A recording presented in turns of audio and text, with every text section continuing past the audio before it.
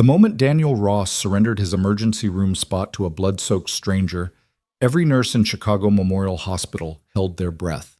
His 6-year-old daughter wheezed desperately in his arms, fighting for air through another violent asthma attack, yet he'd given away their only chance at immediate care.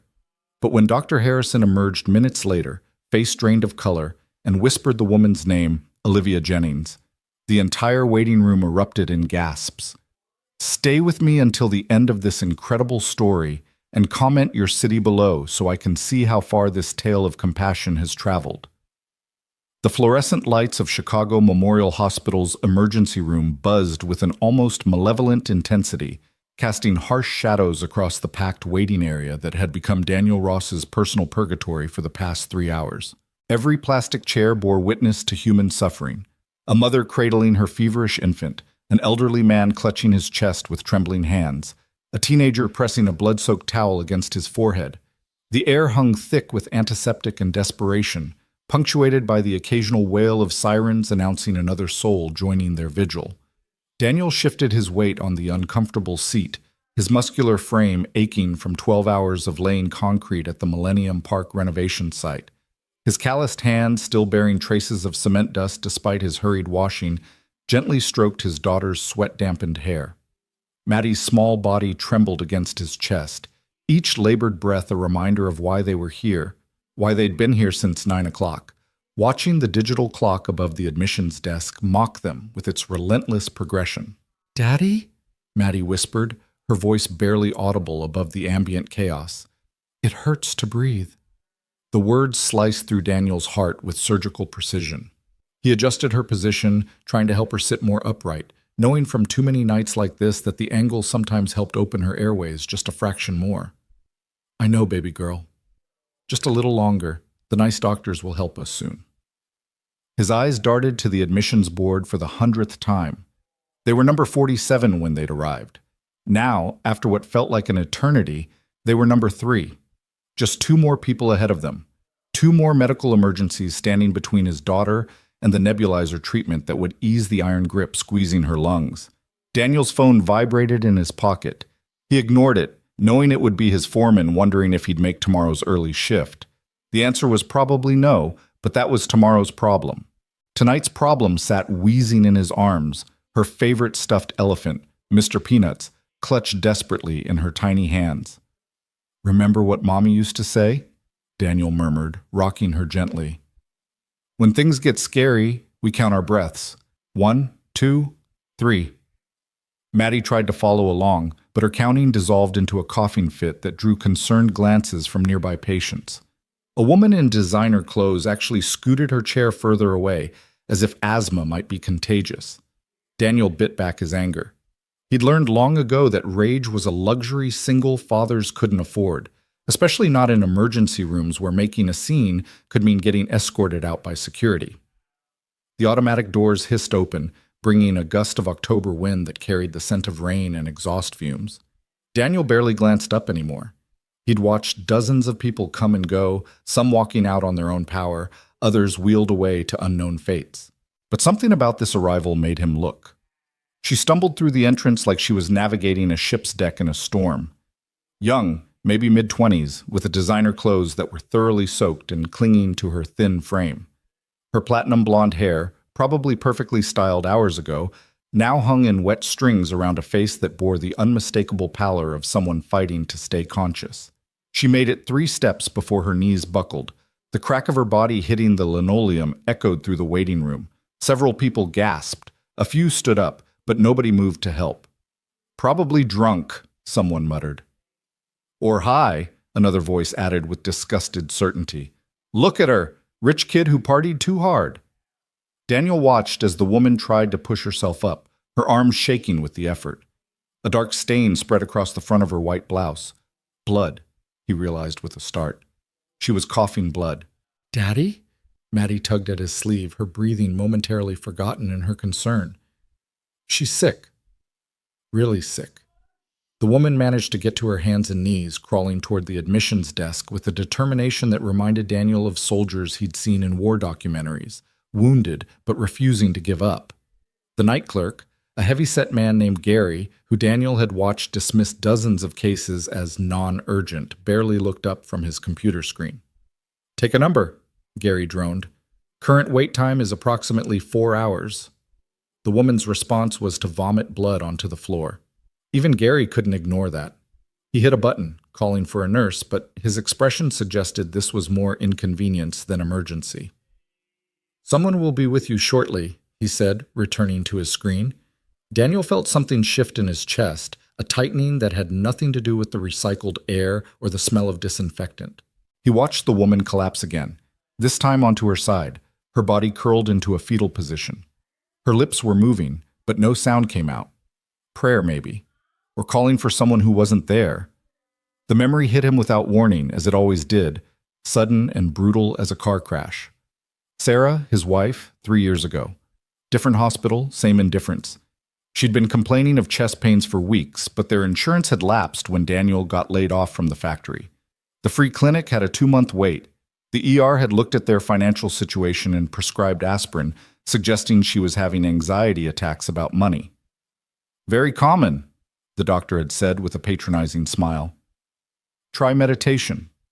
2 nights later, Daniel had woken to find her cold beside him, her heart having given out while their daughter slept between them, blissfully unaware that her world had just shattered. "Number 3! The electronic board flashed their number in green LED glory. "Ross, party of 2, please proceed to triage." Daniel stood, lifting Maddie with practiced ease despite his exhaustion. This was it. Finally. 3 hours of waiting, of watching his daughter struggle for each breath, and they were finally going to get help. He took 1 step toward the triage door. The woman on the floor coughed again, a wet, horrible sound that spoke of things breaking inside. Blood pooled beneath her cheek where it pressed against the floor. Daniel stopped. "Daddy?" Maddie's voice was confused. "It's our turn." He looked down at his daughter, at her trust-filled eyes beneath the superhero Band-Aid he'd placed on her forehead after she'd bumped it at school. Then he looked at the woman on the floor, alone and dying while people stepped around her like she was debris. "Mr. Ross?" A nurse had appeared at the triage door, clipboard in hand. "We're ready for you." The smart thing, the logical thing, was to take care of his daughter first. That's what any parent would do. Should do. His responsibility was to Maddie, not to some stranger who might be dying from an overdose or alcohol poisoning or any number of self-inflicted disasters. The world was full of people who made bad choices. He couldn't save them all. But he could save one. "Give her my spot," Daniel heard himself say. The nurse blinked. "I'm sorry." Daniel shifted Maddie to one arm and pointed with his free hand. "That woman. She needs help more than we do. Give her our spot." The waiting room, which had maintained its steady hum of misery, suddenly went quiet. Even the vending machine seemed to pause its humming to process what had just happened. "Sir," the nurse began, her voice taking on that careful tone medical professionals used with people they thought might be unstable. "Your daughter needs treatment. You've been waiting." "She has asthma," Daniel interrupted. "It's bad, but I've got her emergency inhaler in the car. Forgot it in the rush to get here. That woman is coughing blood. She needs you more." It wasn't entirely true about the inhaler. It was empty. Had been for a week since their insurance company decided the generic version they'd been getting wasn't covered anymore, and the name brand cost $300. But the lie came easily, wrapped in a truth he couldn't quite articulate. Some things mattered more than following the rules. The nurse hesitated, clearly torn between protocol and basic human decency. Gary, the desk clerk, had stood up, probably ready to call security if this turned into an incident. "Please," Daniel said quietly, "my wife died because no one thought she was sick enough to matter. Don't let that happen to someone else." Something in his voice must have reached her because the nurse nodded sharply and rushed to the woman on the floor. "I need a gurney here, now!" The response was immediate. Medical staff appeared as if from nowhere, surrounding the fallen woman with practiced efficiency. Daniel heard fragments of medical terminology, possible internal bleeding, respiratory distress, get her to trauma 2, as they lifted her onto a stretcher. As they wheeled her past, her eyes fluttered open for just a moment. They were green, Daniel noticed, the color of lake water in summer. She looked directly at him, and he saw something there. Not just pain or fear, but a loneliness so profound it took his breath away. Then she was gone, disappeared behind the emergency doors that swallowed the critical cases. "That was really stupid," a man in a business suit commented from his seat. "Now you'll be waiting another 2 hours at least." "She's probably just some junkie anyway," his companion added. "Waste of your time." Daniel didn't respond. He simply sat back down, settling Maddie more comfortably against his chest. She'd been quiet through the whole exchange, but now she looked up at him with those eyes that were so much like her mother's, it sometimes stopped his heart. "Why did you do that, Daddy?" We were next. How did you explain moral choices to a 6-year-old? How did you tell her that sometimes being human meant making decisions that didn't make sense on paper, but felt right in your bones? You remember the story about the Good Samaritan we read in your picture Bible? Maddie nodded solemnly. Well, sometimes we get to be the Good Samaritan. It doesn't always happen at convenient times, and it doesn't always make sense, but when someone needs help and we can give it, we should. Even if we need help too. Especially then, baby girl. That's when it counts the most. She seemed to consider this, then nestled back against his chest. Mommy would have done the same thing. Daniel kissed the top of her head, breathing in the scent of her strawberry shampoo mixed with the staleness of the hospital air. Yeah, she would have. They settled in to wait again.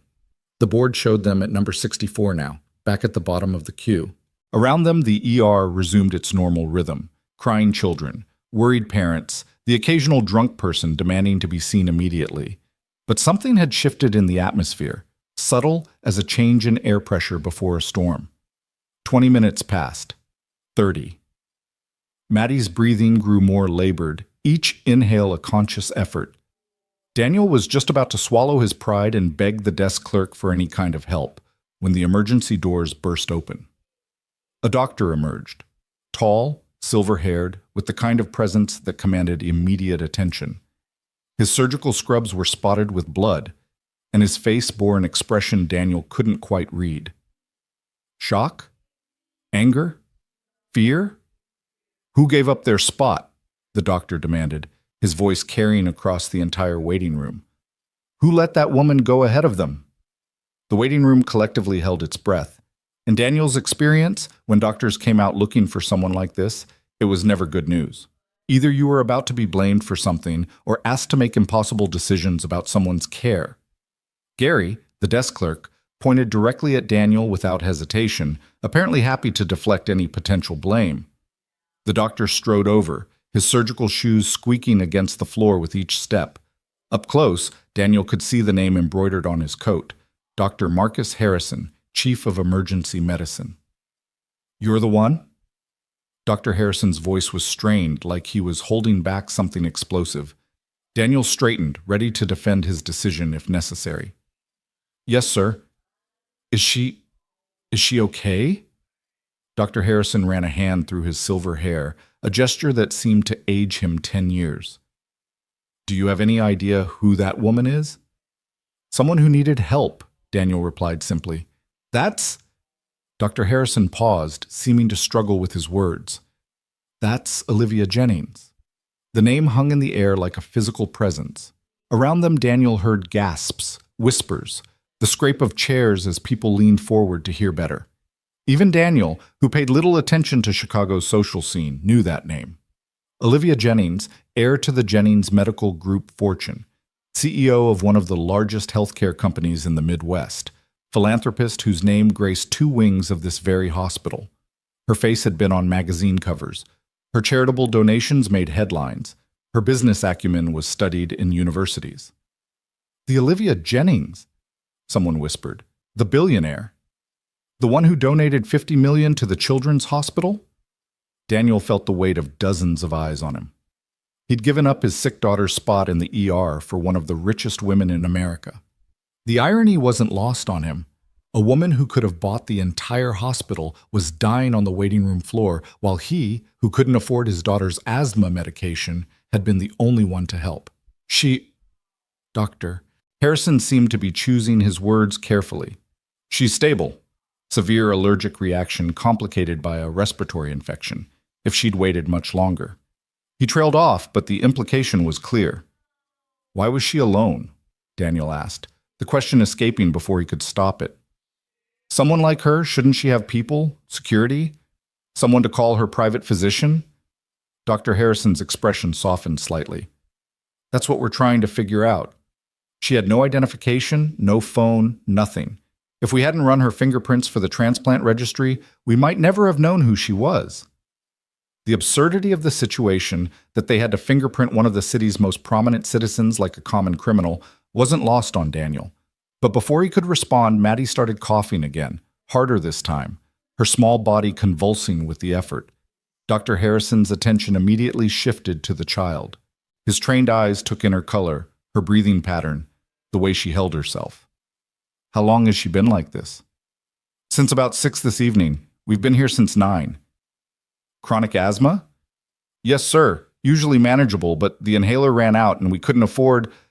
Daniel cut himself off, embarrassment flooding through him. Dr. Harrison was already moving. Nancy, he called to a passing nurse. Get this child to pediatric trauma 3 immediately. Full nebulizer treatment, check oxygen saturation, and get Dr. Patel if she's still on shift. Sir, the nurse started, they haven't been triaged yet. I'm ordering it, Dr. Harrison cut her off. Now, before Daniel could process what was happening, they were being whisked through the emergency doors he'd been staring at for 3 hours. The transition from the chaos of the waiting room to the controlled efficiency of the treatment area was jarring. Maddie was transferred to a bed with practiced ease, an oxygen monitor clipped to her finger, a nebulizer mask placed over her face. The medication will help her breathe easier, a young resident explained as the machine hummed to life, delivering blessed medicine to Maddie's struggling lungs. We'll monitor her for the next hour, maybe do a chest x-ray to be safe. Daniel stood beside the bed, holding Maddie's hand, feeling like he'd fallen through a rabbit hole into someone else's life. 3 hours of waiting, and now suddenly they were receiving VIP treatment because he'd helped someone who turned out to be important.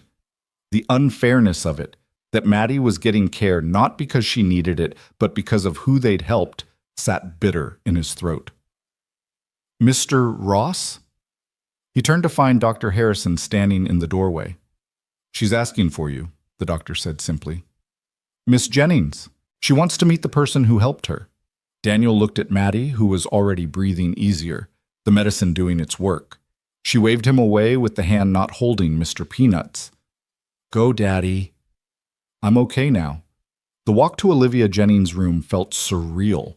They passed through increasingly restricted areas, each set of doors requiring Dr. Harrison's keycard, until they reached a section of the hospital Daniel hadn't even known existed. The floors were carpeted here, the lighting softer, the walls decorated with actual art rather than health advisories. Our VIP wing, Dr. Harrison explained unnecessarily.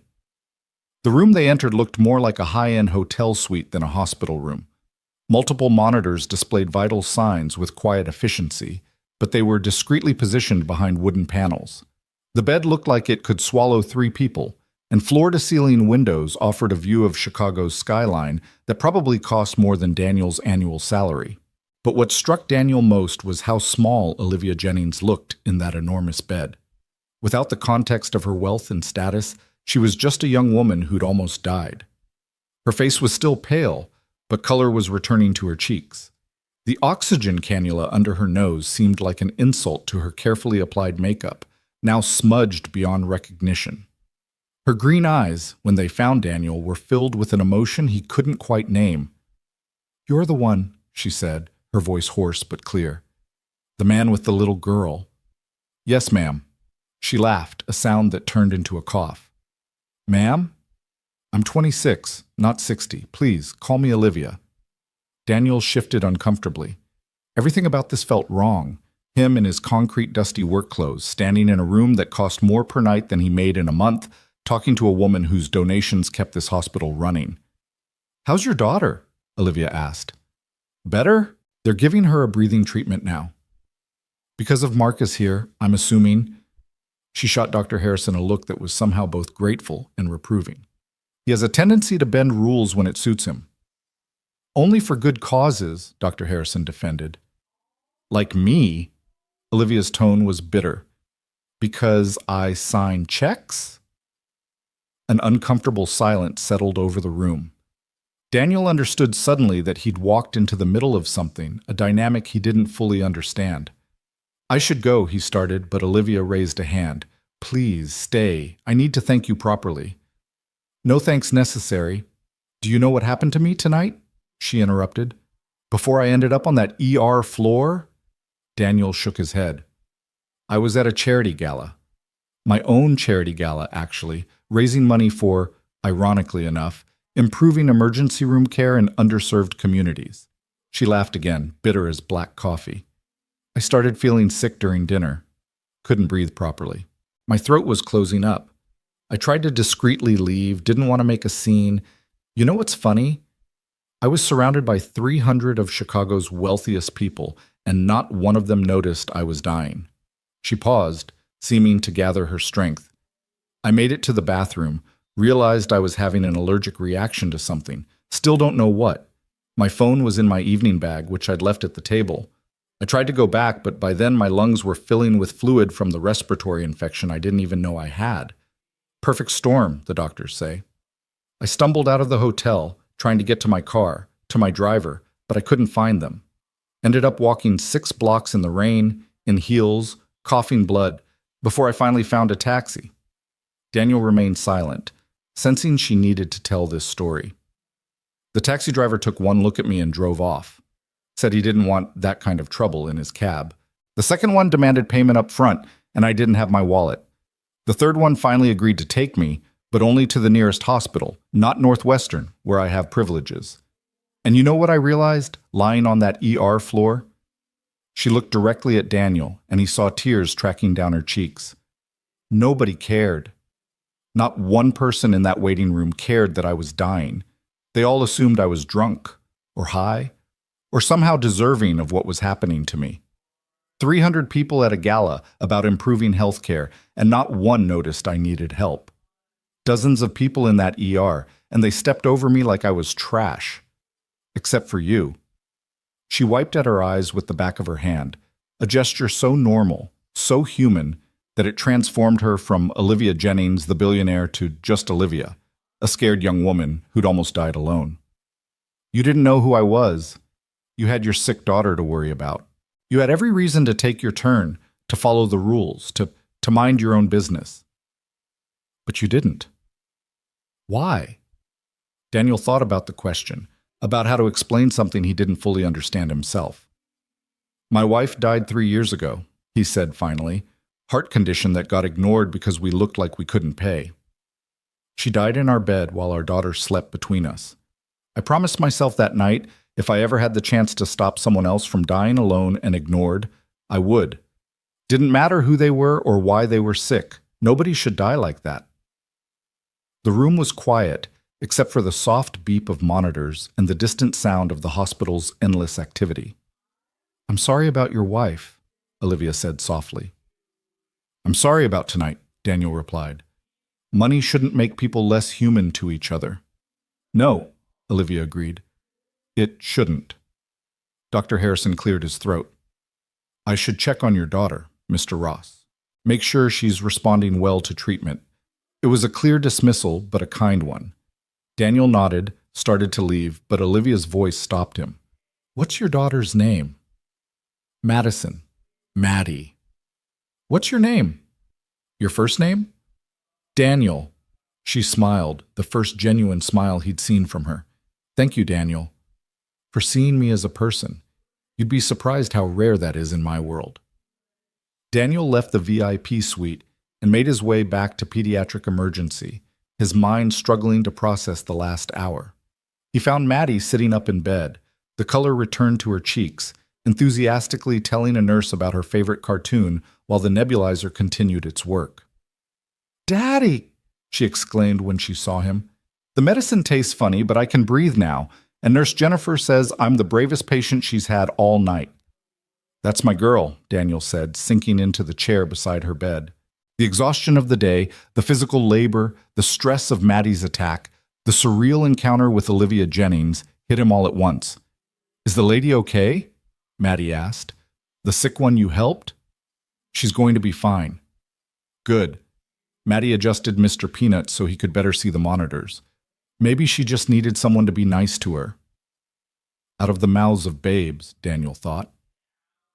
They stayed for another 2 hours while the doctors monitored Maddie's response to treatment. Around midnight, a different nurse appeared with discharge papers and a small white bag. Your discharge instructions are all here, she said, along with a month's supply of both maintenance and emergency inhalers. Everything's been taken care of.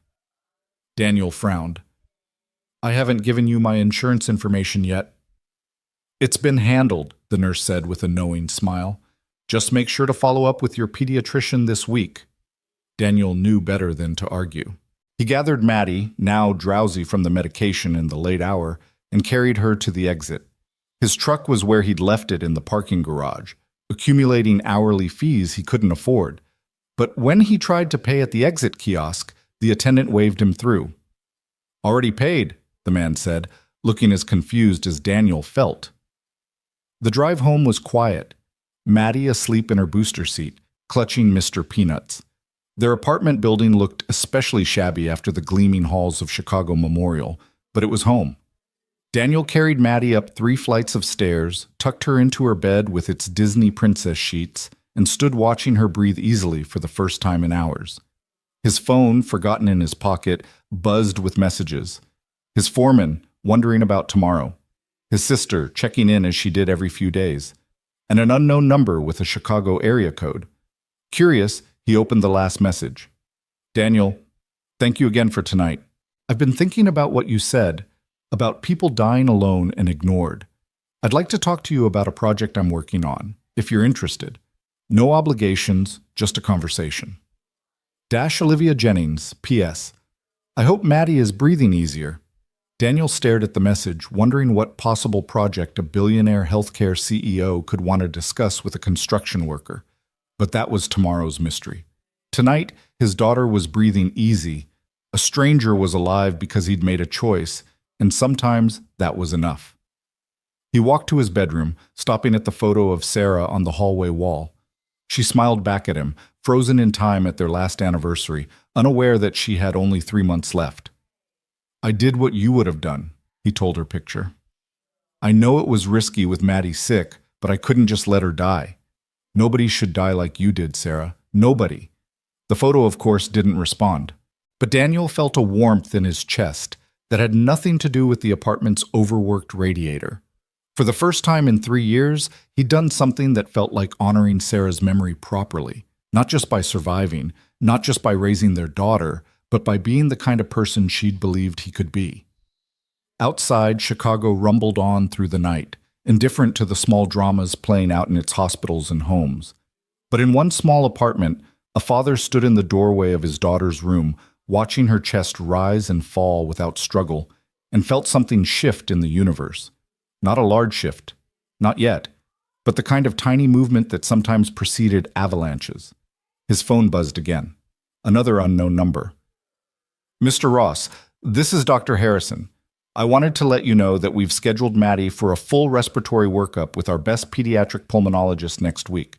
No charge. Also, I've been practicing emergency medicine for 30 years, and what you did tonight, well, it reminded me why I became a doctor in the first place. Thank you for that. Daniel set his phone aside and finally allowed himself to collapse onto his bed, still fully clothed. Tomorrow, he'd have to figure out what all this meant. The mysterious project Olivia wanted to discuss, the free medical care, the strange feeling that his simple act of giving up an ER spot had set something larger in motion. But tonight, he just wanted to sleep, knowing that somewhere in the city, in a VIP hospital suite, a young woman was breathing freely because he'd chosen to see her as human. And in the room next door, his daughter was doing the same, her medicine paid for by the gratitude of someone who'd learned what it meant to be truly seen. The rain that had soaked Olivia Jennings had stopped, and through his bedroom window, Daniel could see stars fighting through Chicago's light pollution. They were faint, barely visible, but they were there.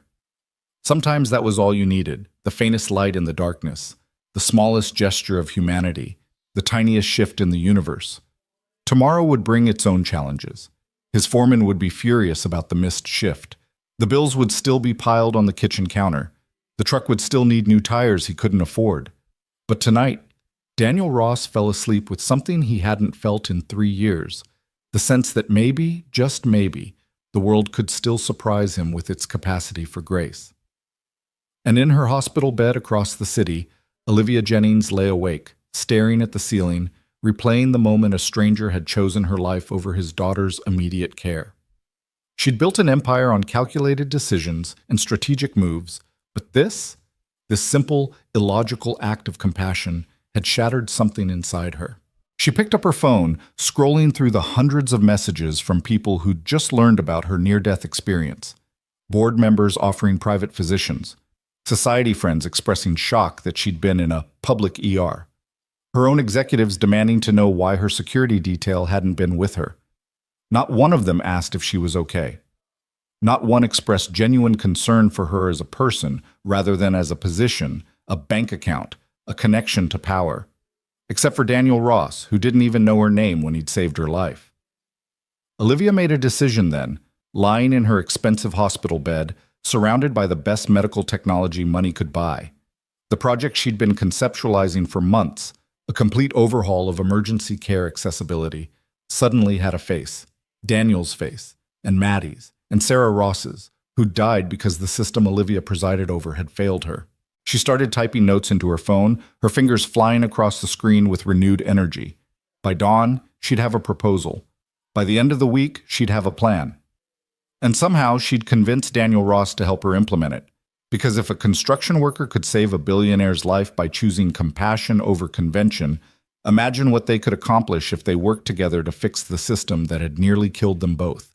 Her with its indifference to her humanity, him with its discrimination against his poverty. The monitors beeped steadily, a mechanical heartbeat in the quiet room. Olivia closed her eyes, and for the first time in years, didn't feel alone. Somewhere in the city, a little girl was breathing easier because of her resources. And that little girl's father had reminded her that wealth meant nothing if you'd lost the ability to recognize humanity in others and have them recognize it in you. Tomorrow would mark the beginning of something new. Not just a new project or a new initiative, but a new understanding of what power could accomplish when guided by the kind of simple morality that made a father give up his place in line to save a stranger. The Chicago night wrapped around the hospital like a living thing, carrying the stories of all those who suffered and survived within its walls. And in the midst of all that pain and hope, 2 lives had intersected in the most unlikely way, setting in motion changes that would ripple outward in ways neither could imagine. But that was tomorrow's story. Tonight was about survival and breathing, and the radical act of seeing others as human. Tonight, that was enough. The morning sun filtered through the thin curtains of Daniel's apartment, painting golden stripes across the worn carpet. He'd managed 3 hours of sleep before his internal clock, calibrated by years of early construction shifts, pulled him from unconsciousness. His first instinct was to check on Maddie, finding her still sleeping peacefully, her breathing clear and even. The emergency inhalers sat on her nightstand like tiny guardians, their presence both reassuring and surreal. His phone showed 17 missed calls from his foreman, Frank Martinez, a man whose vocabulary consisted primarily of construction terms and creative profanity. Daniel stepped onto the narrow balcony that served as his thinking space and returned the call, bracing himself for the inevitable explosion. "Ross, where the hell were you? We had to pour the foundation without you, and Tommy screwed up the grade. The whole thing's gonna need to be redone, and that's coming out of someone's paycheck." "Maddie had an attack, Frank. We were at the ER all night." The silence on the other end lasted long enough that Daniel wondered if the call had dropped. When Frank spoke again, his voice had lost its edge. "She okay?" "Yeah, she's good now. Look, I can be there in an hour." "Forget it. Take the day. But I need you tomorrow, Danny. The Millennium Project's already behind schedule, and you're my best concrete guy." After Frank hung up, Daniel stood on the balcony, watching Chicago wake up around him. The city looked different somehow, though he couldn't explain why. Maybe it was the lack of sleep, or maybe it was the strange feeling that last night had been some kind of fever dream. Billionaire heiresses didn't text construction workers. VIP hospital suites were things that existed in other people's worlds, not his. But the message from Olivia Jennings was still there on his phone, as real as the October chill in the air. He made breakfast quietly, not wanting to wake Maddie yet. She needed the sleep, and he needed time to think. The coffee maker gurgled and protested, producing something that approximated coffee if you didn't think about it too hard. He sat at the small kitchen table, the same one where Sarah used to grade papers in the evenings, and tried to make sense of what had happened. The knock at his door was soft but insistent. Daniel frowned, checking the time. 7:30 in the morning was too early for visitors and too late for the kind of trouble that came calling at night. He opened the door to find a woman in her 50s, professionally dressed, with steel gray hair and eyes that seemed to catalog everything they saw. "Mr. Ross, my name is Margaret Chen. I work for Miss Jennings. May I come in?" Daniel's first instinct was to refuse. His apartment wasn't the kind of place people like Margaret Chen visited. The furniture was secondhand, the walls needed painting, and there were cobwebs in corners he couldn't reach without a ladder he didn't own. But there was something in her manner that wasn't judgmental, just efficiently observant. "Coffee," he offered, gesturing her inside. "That would be lovely, thank you." She sat at his kitchen table without commenting on the stack of overdue bills visible beneath yesterday's mail, or the crack in the window sealed with duct tape, or the way the linoleum was peeling near the stove. She simply sat, hands folded, waiting while he poured coffee into his least chipped mug. "Ms. Jennings asked me to deliver this," Margaret said, placing an envelope on the table. "She also wanted me to extend an invitation to meet with her this afternoon, if you're available." Daniel didn't touch the envelope. "What's this about?"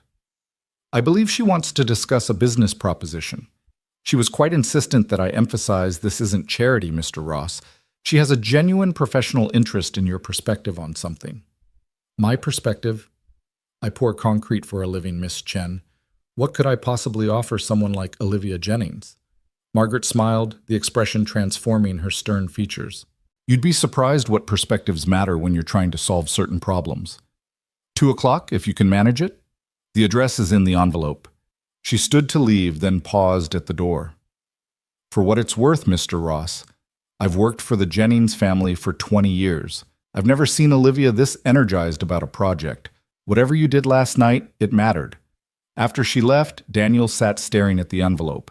Inside was a handwritten note on stationery so expensive he was afraid to touch it with his work-roughened hands. "Daniel, please come. This isn't about gratitude, though I have plenty of that. This is about changing things, real change, the kind that would have saved Sarah." Oh.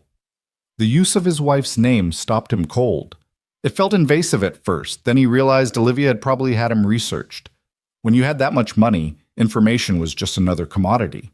But something about the directness of it, the acknowledgement of what this was really about, made him consider the invitation seriously.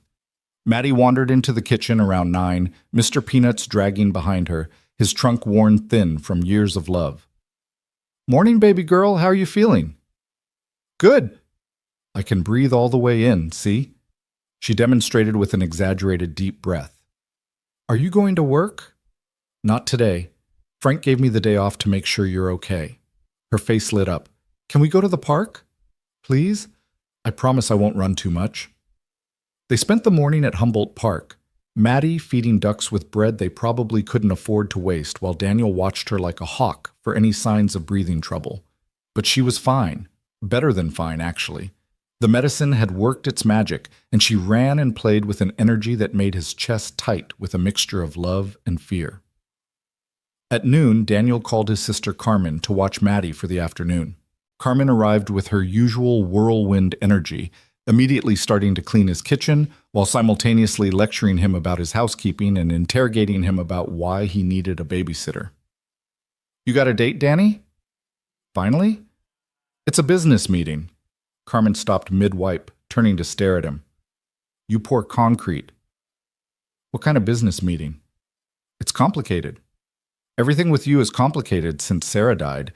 You know that's not what she would have wanted." "Carmen, please. Not today." She must have seen something in his face because she stopped pushing, instead focusing on Maddie, who was delighted to have her aunt's attention. Daniel kissed his daughter goodbye, promising to bring home pizza for dinner, and left before he could lose his nerve. The address in the envelope led him to a building in the loop that seemed to stretch toward heaven, all glass and steel ambition. The lobby alone was bigger than his entire apartment building, with marble floors that reflected the afternoon light like pools of honey. Security guards who looked like they could bench press Daniel himself stood at strategic points, their eyes tracking everyone who entered. Daniel approached the reception desk, acutely aware of his best jeans and the button-down shirt that was clean but had been washed so many times the color was more suggestion than fact. "I'm here to see Olivia Jennings. My name is Daniel Ross." The receptionist's fingers flew across her keyboard. Her expression shifted from professional dismissal to surprised attention. "Yes, Mr. Ross. Ms. Jennings is expecting you. Private elevator to the penthouse, please. Marcus will show you." Marcus turned out to be another security guard who led Daniel to an elevator that required a special key to operate. The ride up took long enough that his ears popped twice, and when the doors opened, Daniel stepped into another world. The penthouse office occupied the entire top floor, with windows on all sides offering a view of Chicago that made the city look like a child's toy set. The space was modern but warm, with actual trees growing in strategic places and a water feature that somehow made the sound of traffic 50 floors below seem like a distant memory. Olivia Jennings stood at the far window, no longer the dying woman on the ER floor, but every inch the CEO in a business suit that probably cost more than Daniel's truck. When she turned, though, her smile was the same one she'd given him in the hospital, genuine and slightly uncertain. "You came. I was curious." "Good. Curiosity's more useful than gratitude. Can I show you something?" She led him to a conference table where architectural plans were spread out alongside photographs and statistical reports. Daniel recognized the style of the blueprints. He'd worked on enough construction sites to read them easily. "This is a new kind of emergency care facility," Olivia explained, her voice taking on the passion of someone discussing their obsession. "Not a traditional ER, but something different. Sliding scale payment system. No insurance verification before treatment. Triage based solely on medical need, not ability to pay. 24-hour pharmacy attached with generic medications available at cost." Daniel studied the plans, his contractor's eye noting the practical layout, the efficient flow of traffic, the way the design would allow maximum patients with minimum wait. This is ambitious. This is necessary. Do you know how many people die each year because they delay emergency care due to cost concerns, or get inadequate treatment because they look like they can't pay? "At least one," Daniel said quietly. Olivia nodded. "At least one too many. But here's the problem. I can build the facilities. I have the money, the connections, the ability to make this happen. What I don't have is credibility." Daniel looked up from the plans. "You run one of the largest healthcare companies in the country." "Exactly. When I propose reforms, people see a rich woman playing with social causes. When I talk about accessibility, they see someone who's never had to choose between rent and medication. I need someone who's lived it, who understands the reality of being on the other side of the system." "And you think that's me?" "I know it's you. You gave up your daughter's spot in the ER for a stranger. You understand both the desperation and the dignity of people in crisis. I want you to help me design these facilities, not the buildings, but the experience, the human element." Daniel laughed, the sound bitter in the pristine office. "Ms. Jennings, Olivia, I appreciate what you're trying to do, but I pour concrete. I don't know anything about healthcare administration or facility design or whatever it is you think I can offer. You know about being dismissed by an exhausted triage nurse. You know about watching your child struggle to breathe while you count the minutes. You know about choosing between gas to get to work and medication to keep your family alive. That knowledge is worth more than an MBA to this project." She moved to another set of documents, these showing budgets and projections that made Daniel's head spin. "I'm offering you a position as community liaison and patient experience consultant. Full benefits, including comprehensive health care for you and Maddie. Salary of $90,000 to start, with increases based on project milestones. You'd work with our design team, our medical staff, our administrators, to ensure that every decision we make considers the people who need us most." Daniel felt the floor shift beneath him. Or maybe that was just vertigo from the height and the impossibility of what was being offered. You want to hire me because I gave up my place in line? I want to hire you because you see people as human beings first and economic units second. That's rarer than you might think in my industry. What if I'm terrible at it? What if I can't do what you're asking? Olivia's expression softened. What if you can? What if your perspective is exactly what's been missing from every well-intentioned but ultimately failed healthcare reform? What if Sarah's death could mean something beyond grief? The use of his wife's name should have angered him, but instead it cracked something open in his chest. For 3 years, he'd carried the weight of Sarah's death like a stone, accomplishing nothing but survival. This felt like something more. I need to think about it, he said finally. Of course. But while you're thinking, let me show you something else. She led him to another window, this one facing north. In the distance, Daniel could make out a construction site, cranes and equipment visible even from this height. That's the first site, Olivia said. Breaking ground next month, whether you help or not. But with you, it could be something special, something that actually works for the people who need it. Daniel's phone buzzed. Carmen, texting that Maddie was asking when he'd be home with pizza. The reminder of his real life, his responsibilities, grounded him. I should go. My daughter's waiting. Of course. Margaret will drive you home. I can take the L. Please, let me do this one thing without argument. The ride home in the black town car was surreal, watching his familiar neighborhood pass by through tinted windows that made everything look like a movie.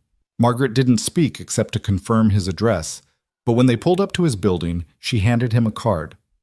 My direct number. When you're ready to accept the position, and you will accept it, Mr. Ross, call me. We'll handle everything. Daniel climbed the stairs to his apartment, his mind churning. He could hear Maddie's laughter through the door, playing some game with Carmen. He stood in the hallway for a moment, hand on the doorknob, trying to imagine a life where he didn't have to check his bank balance before buying her medicine, where he could say yes when she asked for dance classes or soccer registration, where her asthma wasn't a financial crisis waiting to happen. But more than that, he thought about Sarah, about the night she died, how he'd raged at the unfairness of a system that valued profit over people. He'd fantasized about revenge, about justice, about somehow making them pay for what they'd taken from him. But this was different. This was a chance to change things from the inside to prevent other families from suffering what he had suffered. He opened the door to find Maddie and Carmen building a fort out of couch cushions, the living room destroyed in that spectacular way that spoke of childhood joy. Maddie looked up, her face bright with excitement. Daddy! Aunt Carmen said we could have ice cream with our pizza if you said yes. Can we? Please. Sure, baby girl. Ice cream sounds perfect. Later, after Carmen had left and Maddie was asleep, Daniel sat at his kitchen table with Olivia's offer spread before him. $90,000, benefits, a chance to matter in a way that construction work, for all its honest satisfaction, never would. But also, stepping into a world he didn't understand, working with people who'd gone to schools he couldn't afford to visit, making decisions that would affect thousands of lives. His phone rang, startling him. The caller ID showed Chicago Memorial Hospital. Mr. Ross? This is Dr. Harrison. I hope I'm not calling too late. No, sir. Is everything okay? More than okay, actually. I wanted to let you know that Maddie's appointment with our pulmonologist has been scheduled for Thursday. Dr. Reyes is the best in the city. But I'm also calling about something else. I heard about Olivia's offer. News travels fast. In certain circles, yes. I wanted to tell you something that might help with your decision. I've been pushing for reforms like what Olivia's proposing for 20 years. Every time, we get blocked by people who've never had to wait for care, who've never had to choose between their health and their home. We need voices like yours, Mr. Ross, desperately. I'm just a construction worker, Dr. Harrison. No, you're a father who understands what it's like to navigate a system that wasn't built for you. You're a widower who knows the ultimate cost of that system's failures. And you're a man who chose compassion over convenience when it mattered most. That's not just anything. After the call ended, Daniel walked to Maddie's room and stood in her doorway, watching her sleep. Mr. Peanuts was tucked under her arm, and her new inhalers sat within easy reach on the nightstand. In the soft glow of her nightlight, she looked so much like Sarah it made his chest ache. He thought about the morning Sarah died, how Maddie had tried to wake her mother for breakfast, not understanding why she wouldn't respond. He thought about the funeral, where well-meaning people told him everything happened for a reason, that God had a plan. He'd wanted to scream at them that the only plan was a healthcare system that saw Sarah as a liability rather than a life. But now, maybe there was a different plan. Maybe Sarah's death didn't have to be meaningless. Maybe it could be the catalyst for something better. Daniel picked up his phone and typed a message to Olivia. "I'll do it, on one condition.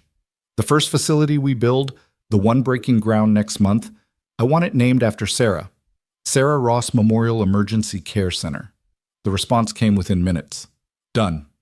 Welcome to the team, Daniel. We're going to change everything."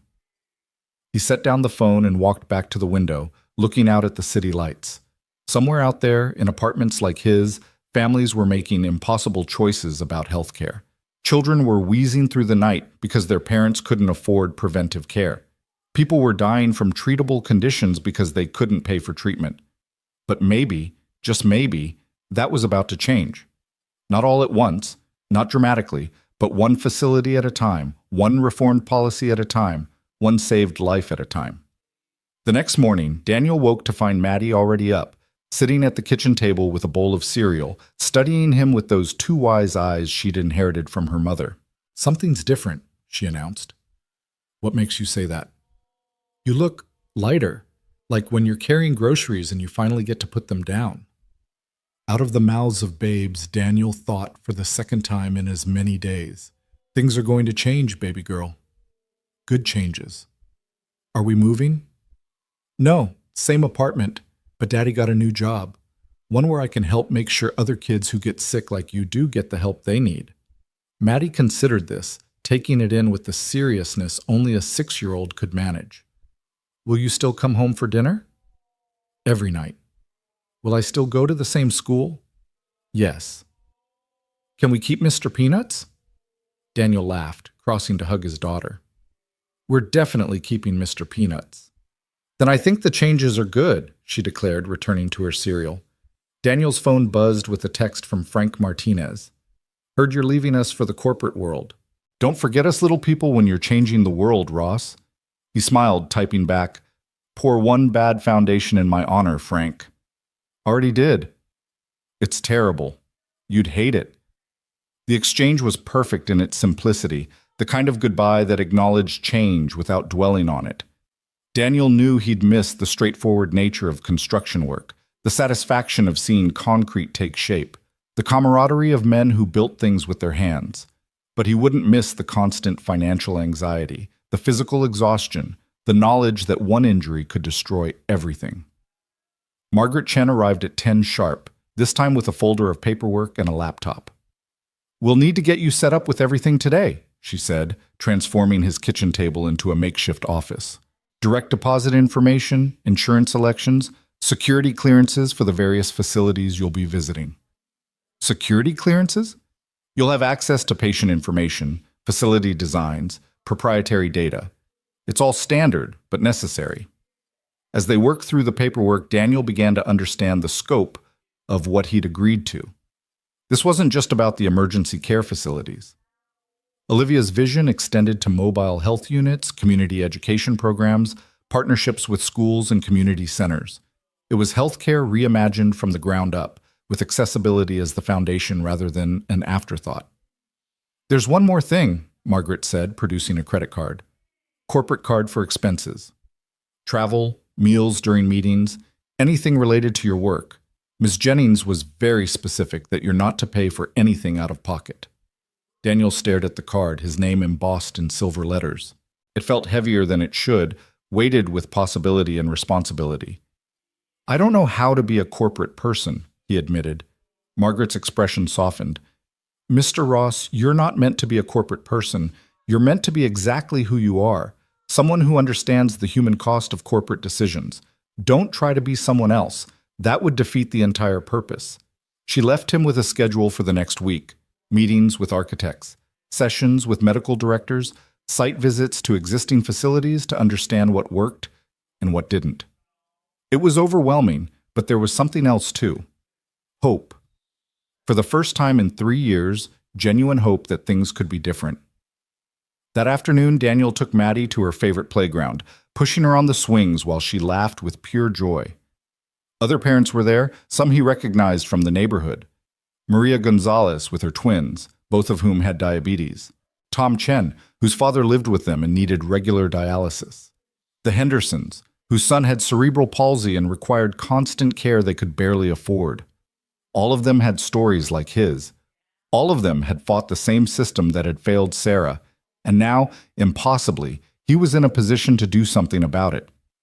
"Higher, Daddy," Maddie called, and he pushed her toward the sky, her laughter carrying across the playground like a promise. That evening, as he tucked her into bed, Maddie asked, "Do you think Mommy would be proud of your new job?" Daniel kissed her forehead, breathing in the scent of her strawberry shampoo. "I think she would be, baby girl. I think she'd be very proud." "Me too," Maddie said, already drifting toward sleep. "She always said you were going to do something important someday."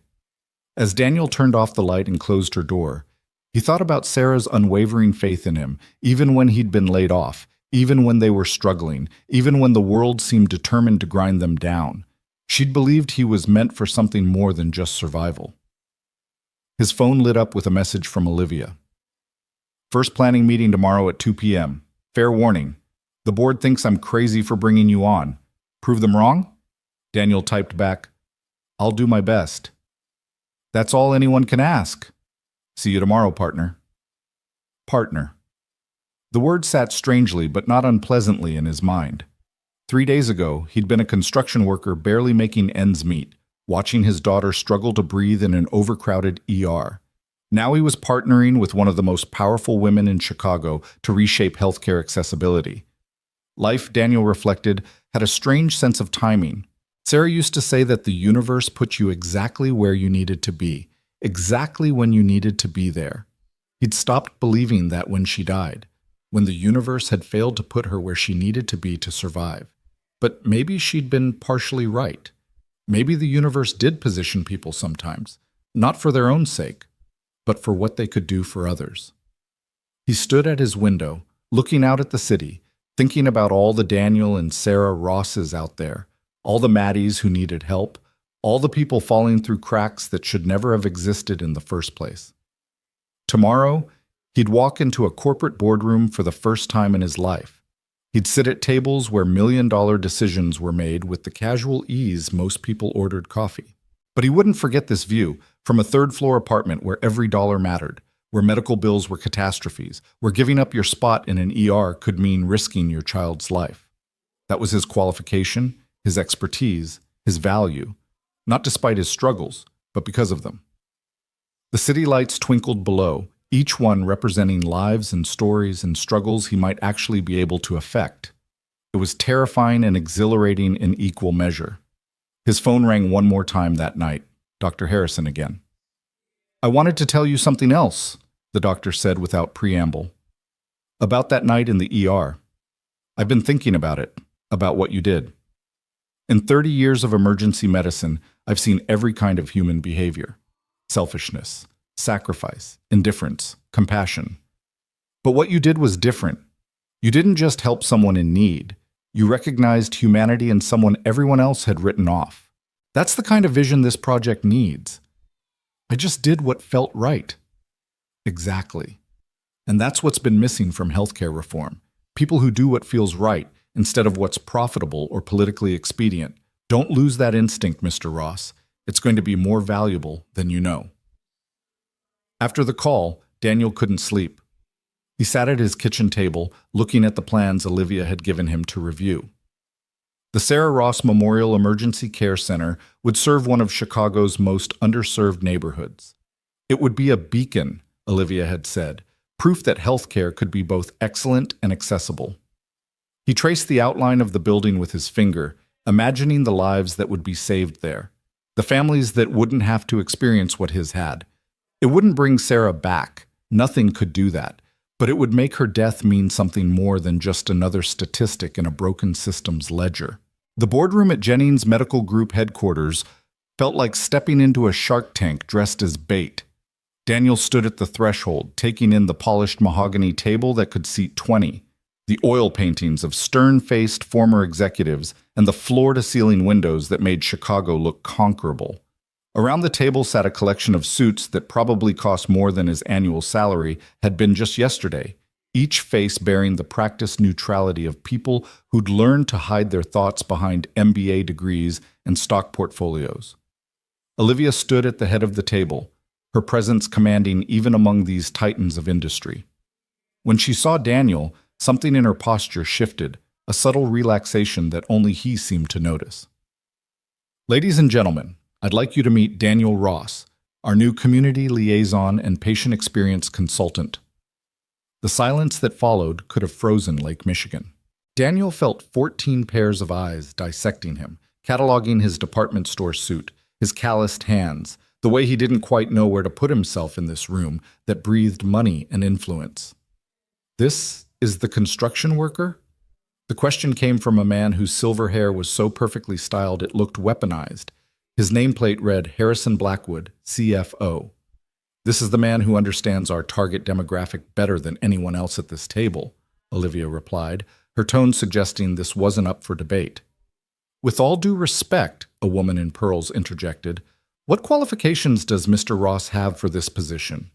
Has he studied healthcare administration, public health, business management?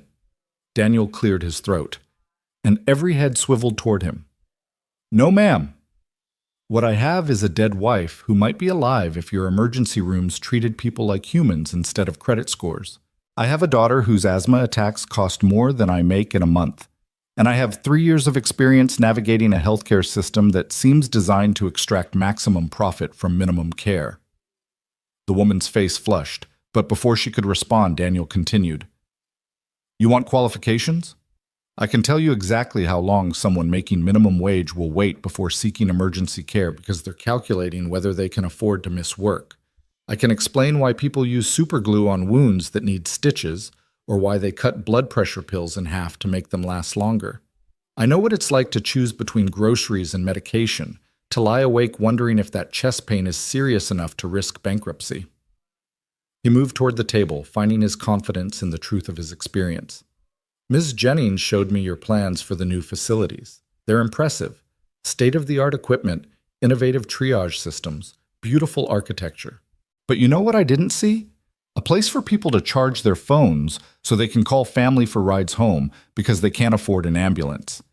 Vending machines with actual food instead of just candy, because sometimes people wait 8 hours without eating. Clear signage in multiple languages, not just English and Spanish, but Polish, Mandarin, Arabic, the languages of Chicago's actual population. A younger man at the table leaned forward. Those are minor details. Those are the details that determine whether people trust you enough to come in before they're dying, Daniel shot back. Those are the differences between a hospital that serves its community and one that just exists in it. Olivia moved to a projection screen, bringing up architectural renderings. Mr. Ross has already identified 47 modifications to our initial designs that will improve patient experience while actually reducing operational costs. Would you like to explain the waiting room concept, Daniel? Daniel looked at the plans, remembering his night in the ER with Maddie. Traditional emergency waiting rooms are designed like bus stations, rows of uncomfortable chairs facing forward, no privacy, no dignity.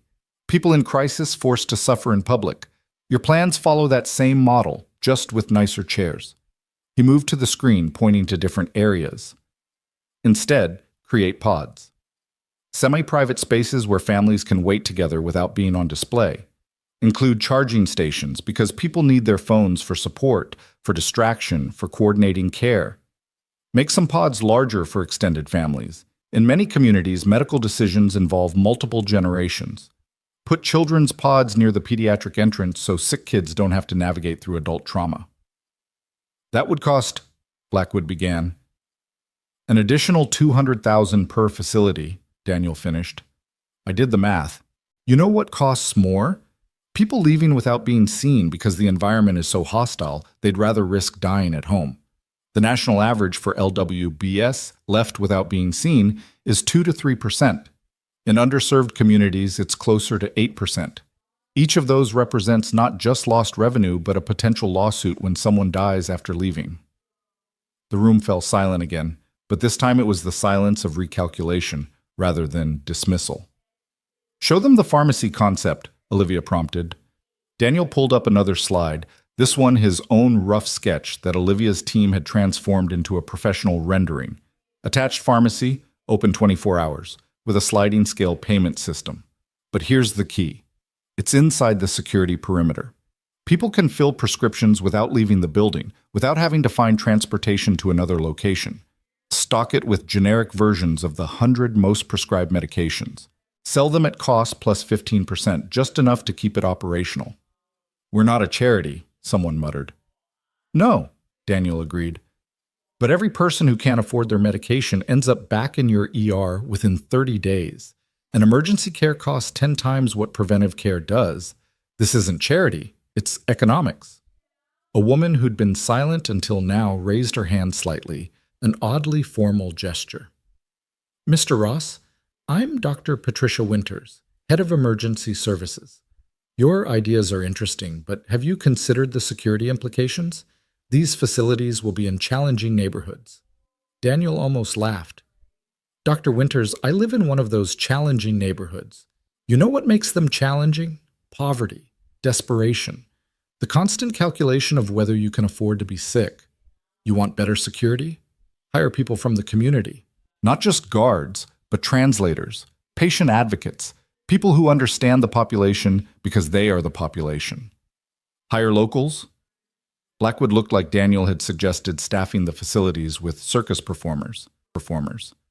"My neighbor, Marcus Thompson, did 2 tours in Afghanistan, came home with a Purple Heart, and can't find work because he doesn't have a degree. He speaks 3 languages, understands crowd control, and knows everyone in a 6-block radius. You'd rather hire a security firm that sends strangers in uniforms that make them look like police." Olivia pulled up employment statistics for the target neighborhoods. Unemployment in these areas runs 15 to 20%. We could create a hiring program that provides jobs while improving community relations. Train local residents as medical assistants, administrative staff, security, maintenance. They get careers, not just jobs. We get employees who are invested in the facility's success because it serves their own families. The conversation continued for 2 more hours, with Daniel fielding questions that ranged from hostile to genuinely curious. He talked about his wife's death only when necessary, using it as data rather than emotional manipulation. He spoke about Maddie's asthma with clinical detachment, explaining the cascading financial impact of chronic illness on working families. By the end, even Blackwood was taking notes. As the meeting concluded, board members filed out with the kind of subdued murmuring that suggested minds were changing, or at least opening. Dr. Winters lingered, approaching Daniel as he gathered his papers. "I owe you an apology," she said quietly. "I've been running emergency departments for 20 years, and I've never once thought about phone chargers or translation services beyond Spanish. I've been treating symptoms, not causes." "We all do what we can with what we know," Daniel replied. She handed him her card. "I'd like to walk through Chicago Memorial's ER with you sometime. See it through your eyes. Would you be willing?" Before he could answer, Olivia's assistant appeared. "Mr. Ross, Ms. Jennings would like to see you in her office." The CEO's private office was somehow both more and less intimidating than the boardroom. More because this was clearly the nerve center of the empire, with multiple screens showing real-time data from facilities across the region. Less because Olivia had kicked off her heels and was sitting on a couch with her feet tucked under her, looking more like a tired young woman than a business mogul. "You did well," she said, gesturing for him to sit. "Better than well, actually. Blackwood hasn't taken notes in a meeting since 2019. They hate me. They hate change. But you made them think, which is more than I've managed in months of presentations." She paused, studying him. "How are you doing?" "Really?" The question caught him off guard. "I'm processing. This morning I was worried about making rent. Now I'm redesigning healthcare delivery for one of the largest medical companies in the country." Having second thoughts? Every minute. But then I think about Maddie in that ER, about Sarah dying in our bed, about all the people who won't have to go through that if we get this right. Olivia pulled out a tablet showing him an email thread. The board is already discussing your ideas. Winters wants to implement the pod concept in our existing facilities immediately. The hiring program has Blackwood running cost-benefit analyses. You've done more in one meeting than consultants have managed in years. Because I'm not a consultant. I'm just someone who's been through the system. Exactly. She set the tablet aside. I need to tell you something. That night in the ER, when I was lying on the floor, I heard everything people said. Junkie, drunk, waste of space. And the terrible thing? Part of me agreed with them. Part of me thought I deserved to be there, dying alone. Because what had I done with all my advantages except perpetuate the same system that was killing me? She stood, moving to the window that overlooked the city. My father built this company on the principle of profit first, care second. I've been trying to change that, but it's like turning an aircraft carrier with a paddle. Then you gave up your daughter's spot for me. A complete stranger. You saw a human being where everyone else saw a problem to be stepped over. Anyone would have... No, she interrupted. They wouldn't. They didn't. Only you did. And that's why I need you, not despite your lack of traditional qualifications, but because of it. You see what the rest of us have been trained to overlook. Daniel's phone buzzed. Carmen, texting that Maddie was asking about dinner again. Go, Olivia said. Be with your daughter. Tomorrow, we start the real work. As the elevator descended from the heights of corporate power to street level, Daniel felt the vertigo of his changing life. This morning, he'd been nobody. Tonight, he was somebody, or at least somebody's hope for change. The L ride home was the same crowded, delayed journey it always was, but Daniel saw it differently now. The tired faces around him weren't just fellow commuters, but potential patients at the facilities he was helping design. The mother with 3 kids probably couldn't afford preventive care. The elderly man with the persistent cough was exactly who would benefit from the 24-hour pharmacy. The teenager holding his wrist at an awkward angle had probably chosen the train over an ambulance. His phone rang as he walked from the station.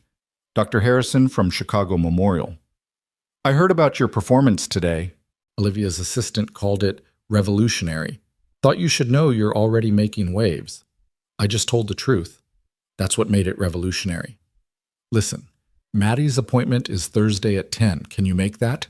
I'll be there. Good. And Mr. Ross, what you said about your wife, about choosing between groceries and medication, that's going to be in my next presentation to the hospital board. With your permission. If it helps, use it. When Daniel reached his apartment building, he found Maddie and Carmen on the front steps, wrapped in jackets against the October chill, playing a clapping game. Daddy! Maddie launched herself at him. Aunt Carmen taught me a new song. Want to hear? Always Baby Girl. As Maddie performed, complete with elaborate hand movements, Daniel caught Carmen's eye. His sister was studying him with an expression he couldn't quite read. You look different, she said after Maddie finished. Same face, same clothes. No, you look hopeful. I haven't seen that since Sarah. They ordered pizza from Antonio's, their usual place, and ate it on paper plates while Maddie regaled them with stories from school. But when she went to brush her teeth, Carmen cornered Daniel in the kitchen. What's really going on? New job, corporate meetings, Margaret Chen showing up in a town car. This isn't you, Danny. Maybe it is now. And maybe you're in over your head. These people, the Olivia Jennings types, they don't live in our world. They use people like us when it's convenient, then discard us when we've served our purpose. She's not like that. How do you know? Daniel thought about Olivia on the ER floor, dying while people stepped over her, about the loneliness in her eyes when she talked about the charity gala where no one noticed her distress. Because she's been where we are, Carmen. Different circumstances, but the same place. Alone, scared, failed by a system that should have protected her. Carmen looked skeptical but didn't push. After she left, Daniel sat with Maddie while she did her homework, helping with math problems and listening to her read. Normal parent things that felt precious now that he knew they wouldn't be interrupted by financial panic. That night, after Maddie was asleep, Daniel spread the facility plans across his kitchen table again. He made notes in the margins, remembering every frustration from their ER visits. The bathroom doors that were too heavy for someone carrying a sick child, the registration desk that was too high for wheelchair users, the triage window that made private conversation impossible. His phone lit up with a text from an unknown number. When he opened it, he found a photo of a construction site at sunset, cranes silhouetted against the sky. Tomorrow you'll visit this site, where the Sarah Ross Memorial Emergency Care Center will stand. I thought you should see it before we break ground. O'Daniel stared at the image, at the empty lot that would become something meaningful. Sarah would have loved this, not the building itself, but what it represented. She'd always believed in ripples, how one action could spread outward in ways you'd never expect. He walked to their bedroom, his bedroom now, though he still called it theirs, and looked at her picture on the dresser. The photo from their wedding day, both of them so young, so certain that they had decades ahead of them. "I'm trying, Sarah," he whispered. "I'm trying to make it mean something." The photo smiled back, frozen in eternal optimism. The next morning arrived gray and drizzly, October asserting itself with determination. Daniel dressed in his new suit. Olivia had insisted on sending him to her tailor, an experience that had involved more measurements than his annual physical, and dropped Maddie at school with promises to hear all about her spelling test that evening. Margaret was waiting in the town car, but this time she wasn't alone. A young man sat beside her, laptop open, fingers flying across the keyboard. "This is James Park," Margaret said. "He'll be your assistant." "I don't need an assistant." "Yes, you do," James said without looking up from his screen. "You have 14 meetings this week, 3 site visits, and a presentation to prepare for the community stakeholders. Unless you've developed the ability to be in multiple places simultaneously, you need me." The drive to the construction site took them through neighborhoods Daniel knew intimately, corner stores with bars on the windows, check-cashing places that charged predatory rates, liquor stores that outnumbered grocery stores 3 to 1, and everywhere, people making their way through another day of calculated survival. The lot itself was bigger than he'd expected, a full city block cleared of the abandoned warehouses that had stood there since Daniel was a child. Olivia was already there, hard hat on, standing with a group of architects and engineers. "Daniel!" Perfect timing. We were just discussing the entrance placement. For the next 2 hours, Daniel walked the site, seeing not empty land, but possibility. He pointed out where the bus lines ran, how foot traffic would flow, where people would naturally congregate. The architects took notes, adjusting plans in real time on their tablets. "The main entrance needs to be visible from the street," Daniel insisted. "Not hidden behind landscaping or artistic features. People need to know immediately where to go in an emergency." "But the design aesthetic," one architect began, "should say you're welcome here, not appreciate our architecture while you bleed," Daniel cut him off. Olivia hid a smile behind her hand. As they were leaving, a group of locals had gathered at the chain-link fence, watching the suits survey their neighborhood. Daniel recognized several faces: Mrs. Washington from the corner store, Jerome, who ran the barbershop, teenage kids who should have been in school. "What's going in here?" Mrs. Washington called out. "More condos we can't afford?" Olivia looked at Daniel. He understood the test immediately. He walked to the fence, removing his hard hat. "It's an emergency care center, Mrs. Washington. Free or sliding scale based on what you can afford. 24-hour pharmacy with medications at cost. No insurance required." The crowd's skepticism was palpable. "Yeah, right," someone scoffed. "Nothing's free in this neighborhood except trouble." "You're right," Daniel said. "Nothing's been free here. That's the point. This is different. My wife died because she couldn't afford care. My daughter nearly did too. The woman funding this," he gestured to Olivia, "almost died on an ER floor while people stepped over her. We're building something different because we know what it's like to be failed by the system." Jerome stepped forward. "You look familiar. You Danny Ross, Sarah's husband?" "Yes, sir." "I cut her hair," Jerome said quietly. "Sweet woman. Smart. Taught at Jefferson Elementary before." He trailed off. "This place is really for her?" "The Sarah Ross Memorial Emergency Care Center," Daniel confirmed. "She believed everyone deserved dignity in health care. We're going to try to provide it." The crowd began murmuring, the tone shifting from skepticism to cautious interest. Someone asked about jobs, another about pediatric services. Within minutes, Daniel was fielding questions like he'd been doing this for years instead of days. Olivia watched from a distance, letting him handle it.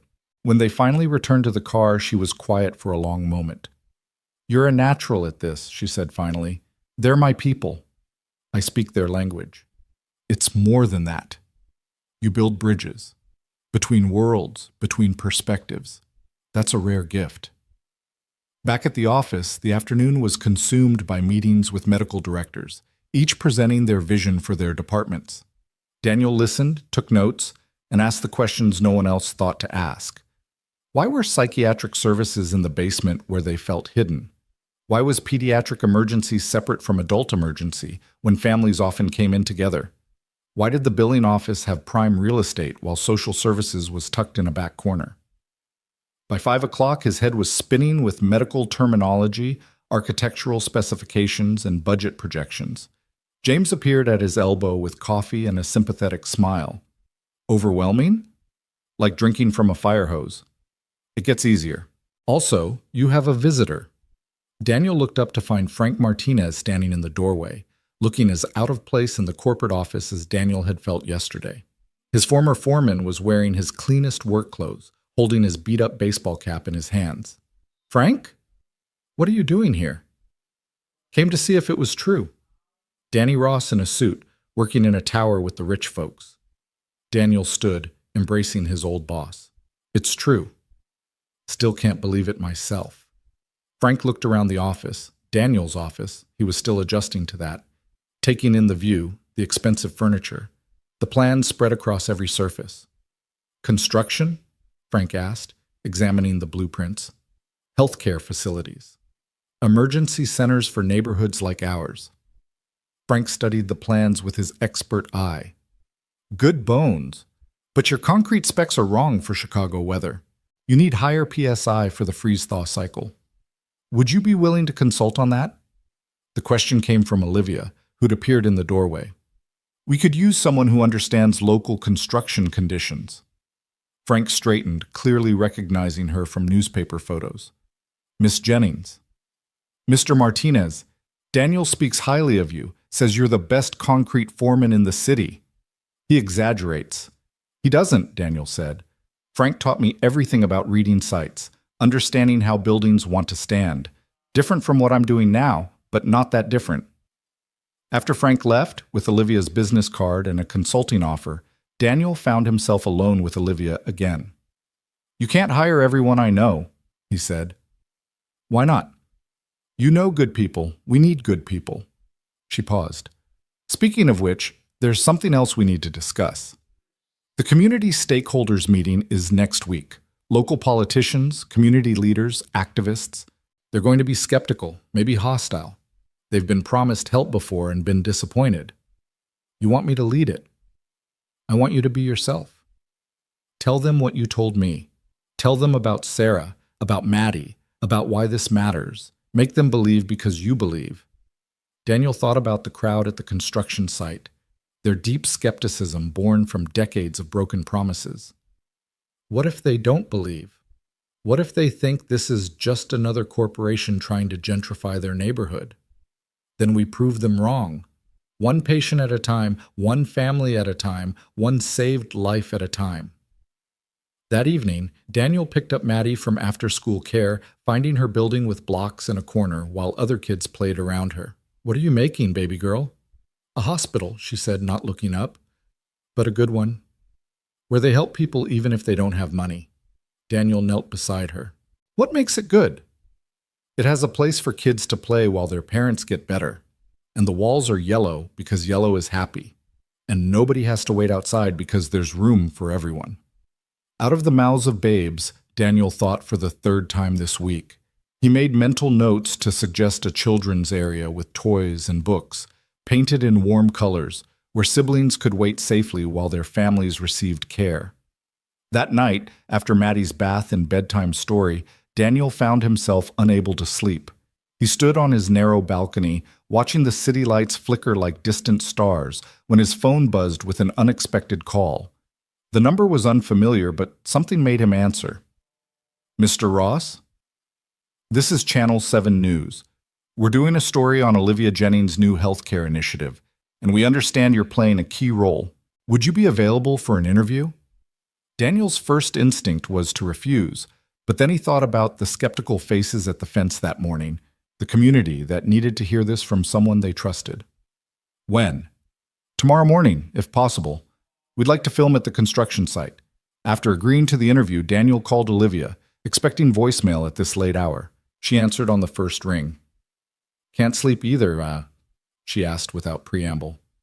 Channel 7 wants to interview me tomorrow about the project.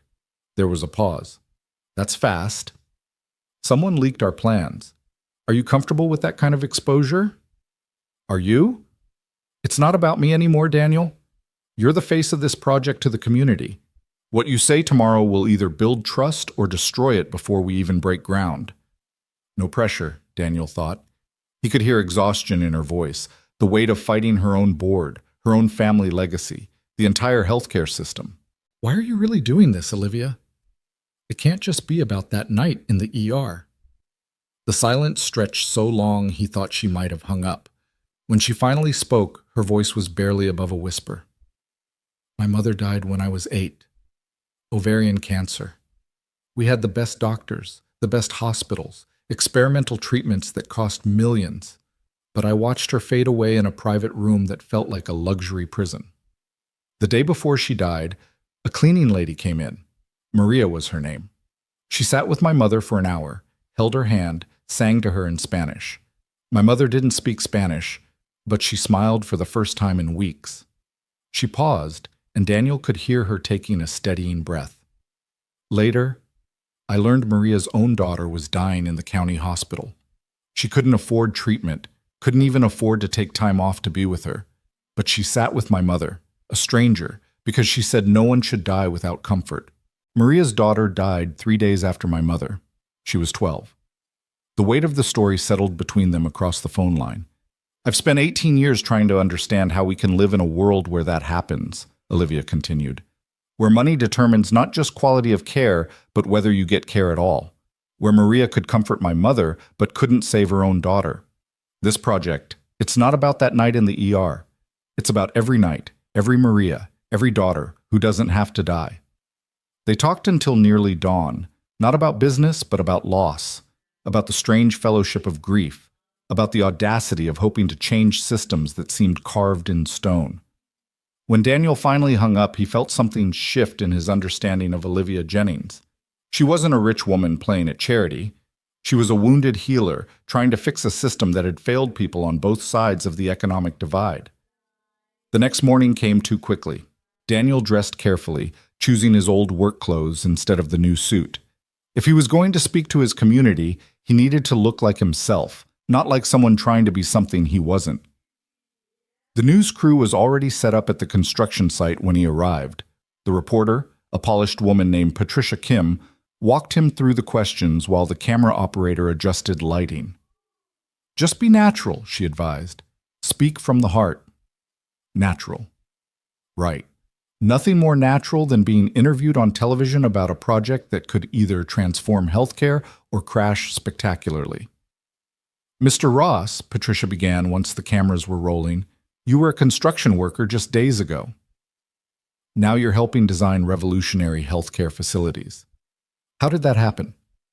Daniel looked directly at the camera, imagining he was talking to his neighbors, to Mrs. Washington and Jerome, and all the skeptics who had every right to their skepticism. My daughter was having an asthma attack. We waited 3 hours in an ER while she struggled to breathe. A woman came in, dying, and everyone ignored her because she looked like she couldn't pay. I gave her our spot. He paused, letting the words sink in. That woman turned out to be Olivia Jennings. But I didn't know that. I just knew she was dying and nobody cared. That's what's wrong with our healthcare system. We've forgotten that every person who walks through those doors is someone's daughter, someone's mother, someone's hope. And now you're working with Miss Jennings to change that? My wife died 3 years ago because she couldn't afford treatment for a heart condition. She died in our bed while our 6-year-old daughter slept beside her. That's not a healthcare system. That's a tragedy we've normalized. This facility, he gestured to the empty lot, will be named after her. The Sarah Ross Memorial Emergency Care Center. It will serve everyone, regardless of ability to pay, because healthcare is a human right, not a luxury. Patricia asked more questions about the specifics of the facility, but Daniel kept returning to the human element.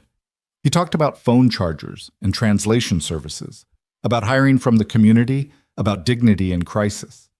He spoke about Maddie's yellow hospital in her block construction, about rooms for everyone. As the interview wrapped up, a small crowd had gathered again at the fence. This time, Daniel recognized more faces: parents from Maddie's school, neighbors from his building, workers from the nearby factories getting off night shift. "Is it real?" someone called out. "Or just another promise?" Daniel walked to the fence. "Mr. Torres, you remember when your son broke his arm last year? How long did you wait in the ER?" 6 hours, the man replied. "And they still sent me a bill for $3,000 I couldn't pay." That ends here. 6 months from now, this place will be open. Your son would be seen within an hour, and the most you'd pay is what you can afford. That's not a promise. That's a plan with funding, blueprints, and people who've been where you are making the decisions. An elderly woman pushed through the crowd. Daniel recognized her as Mrs. Chen from 2 buildings over, whose husband had diabetes. They said there would be a pharmacy. 24 hours, Mrs. Chen. Insulin at cost. No insurance required. She began to cry, and Daniel felt the weight of what they were promising. These weren't abstract concepts or corporate initiatives. These were lives hanging in the balance, people who'd been failed so many times that hope itself felt dangerous. After the crowd dispersed, Patricia Kim approached him again, camera off. "That was powerful," she said, "but you know there's going to be pushback. The insurance companies, the for-profit hospitals, they won't like this model. If it succeeds, it threatens their entire business structure." "Good," Daniel said simply. Back at the office, the interview was already being discussed. Board members had seen the morning news, and reactions were mixed. Blackwood was furious about Daniel presenting the project without approved talking points. Dr. Winters was thrilled with the community engagement. Olivia was nowhere to be found. James appeared with his tablet and a worried expression. "She's in a board meeting. Emergency session. Some members are concerned about the public attention." Daniel found himself pacing his office, feeling helpless. He could handle construction sites and community skepticism, but corporate politics was entirely foreign territory. His phone rang. "Dr. Harrison from Chicago Memorial. Saw your interview. You did good, Ross, real good. But I'm calling about something else. Maddie's appointment tomorrow. Dr. Reyes wants to do a complete workup. Lung function, allergen testing, the works. It's going to take most of the day. Can you manage that?" "I'll make it work." "Good. And Ross? That line about healthcare being a human right? That's going on a plaque in our emergency department. With your permission, of course." The day crawled by with Daniel trying to focus on facility plans while anxiously waiting for news from the board meeting. At 3 o'clock, his office door opened and Olivia walked in. She looked exhausted, her usually perfect composure cracked around the edges. "They want to pull the plug," she said without preamble. "The board thinks we're moving too fast, that the public attention will create expectations we can't meet. Blackwood has the votes to shut us down." Daniel felt the floor drop out from under him, all those promises to his community, to Mrs. Chen and Mr. Torres, about to become just another broken dream. "Unless," Olivia continued, "we can prove community buy-in. The stakeholders meeting next week. If we can show overwhelming community support, documented and verified, the board will continue funding. If not..." She didn't need to finish. "What do you need me to do?" "The impossible. Unite a community that's been divided and disappointed for decades. Get them to trust that this time is different. Get them to show up and speak up for something they've been taught not to expect." Daniel thought about the faces at the fence, the hope and skepticism warring in their eyes. "I'll need help. People from the community who others trust. Anyone you need. And I'll need to tell them the truth. All of it, including that this might fail." Olivia nodded. "Honesty is all we have left to offer."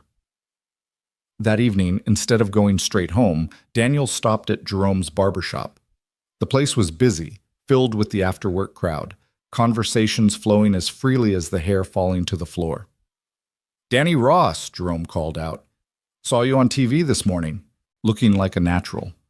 I need your help, Jerome. The barbershop quieted, everyone sensing the seriousness in Daniel's tone.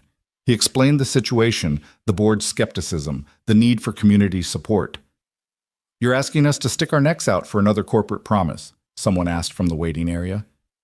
No, Daniel said. I'm asking you to fight for something we deserve. Something Sarah deserved, something your kids deserve. I'm not promising it will work. I'm promising I'll fight for it until my last breath, and I'm asking you to fight with me. Jerome set down his clippers. What do you need? Spread the word. The stakeholders meeting is Tuesday night, 7 o'clock, at Jefferson Elementary. We need the room packed. We need stories, testimonies, proof that this community needs and wants this facility. And if your board still says no, then at least we fought. At least we didn't let them dismiss us without hearing our voices. Over the next 3 days, Daniel barely slept. He spent his days in meetings with architects and medical directors, refining plans and fighting for every community-focused detail. He spent his evenings going door to door in the neighborhood with Maddie in tow, talking to families about the stakeholders meeting. Maddie became his secret weapon. Children have a way of disarming adults, and her genuine enthusiasm for the good hospital her daddy was building opened doors that might have remained closed. My mommy went to heaven because the hospital was too expensive, she told Mrs. Rodriguez, whose son had severe asthma. But daddy's making sure that doesn't happen to other mommies. Mrs. Rodriguez promised to bring her entire extended family to the meeting. Thursday was Maddie's appointment with Dr. Reyes, and Daniel had to put the project aside to focus on his daughter. The pediatric pulmonologist was thorough, running test after test while Maddie charmed the entire medical staff with her commentary. This machine sounds like Darth Vader, she announced during the lung function test, making the technician laugh so hard she had to restart the measurement. Dr. Reyes' conclusions were both reassuring and sobering. Her asthma is manageable with proper medication and monitoring. The good news is, with consistent treatment, she should be able to live a completely normal life. The bad news is, any lapse in that treatment could trigger severe attacks. I understand, Daniel said, holding Maddie's hand. I've heard about your work with Miss Jennings, Dr. Reyes added. The 24-hour pharmacy concept is brilliant. Do you know how many of my patients can't fill their prescriptions because pharmacies close before they get off work? Too many, Daniel replied. That evening, as he tucked Maddie into bed, she asked, Daddy, are you scared? About what, baby girl? The meeting. Aunt Carmen said you're trying to change the world, and that's scary. Daniel sat on the edge of her bed, choosing his words carefully. Remember when you learned to ride your bike? You were scared, but you did it anyway. That's called courage. Doing something important even when it scares you. So you are scared. Terrified, he admitted. But it's worth being scared for. You're worth being scared for. She hugged Mr. Peanuts tighter. Mommy would be proud of you. I hope so, baby girl. I really hope so. Saturday brought an unexpected visitor to his apartment, Harrison Blackwood himself, looking deeply uncomfortable in the narrow hallway of Daniel's building. Mr. Ross, we need to talk. Daniel let him in, noting how the CFO's eyes cataloged every detail of the modest apartment, the secondhand furniture, the water stain on the ceiling, Maddie's artwork covering the refrigerator. This is how you live? Blackwood's tone was unreadable. This is how most of America lives, Mr. Blackwood. The CFO moved to the window, looking out at the street below where kids played in the spray of an open fire hydrant despite the October chill. I grew up in a place like this, Blackwood said quietly. Detroit. 8-mile area. My mother cleaned offices at night. My father worked the assembly line at Ford until his back gave out. He turned from the window. I spent 40 years climbing out of poverty, and I swore I'd never look back. But you're looking back now. Your interview. What you said about healthcare being a human right. My mother died of complications from diabetes she couldn't afford to treat properly. I was already making 6 figures at that point, but she was too proud to ask for help. Daniel remained silent, sensing this was a confession that needed space. I've been fighting this project because I've been taught that profitable and charitable are mutually exclusive. But your model... Blackwood pulled out a tablet, showing spreadsheets covered in calculations. If we can achieve 60% capacity in the first year, the facility breaks even. If the preventive care reduces ER readmissions by just 20%, we're profitable by year 3. So you're supporting the project now.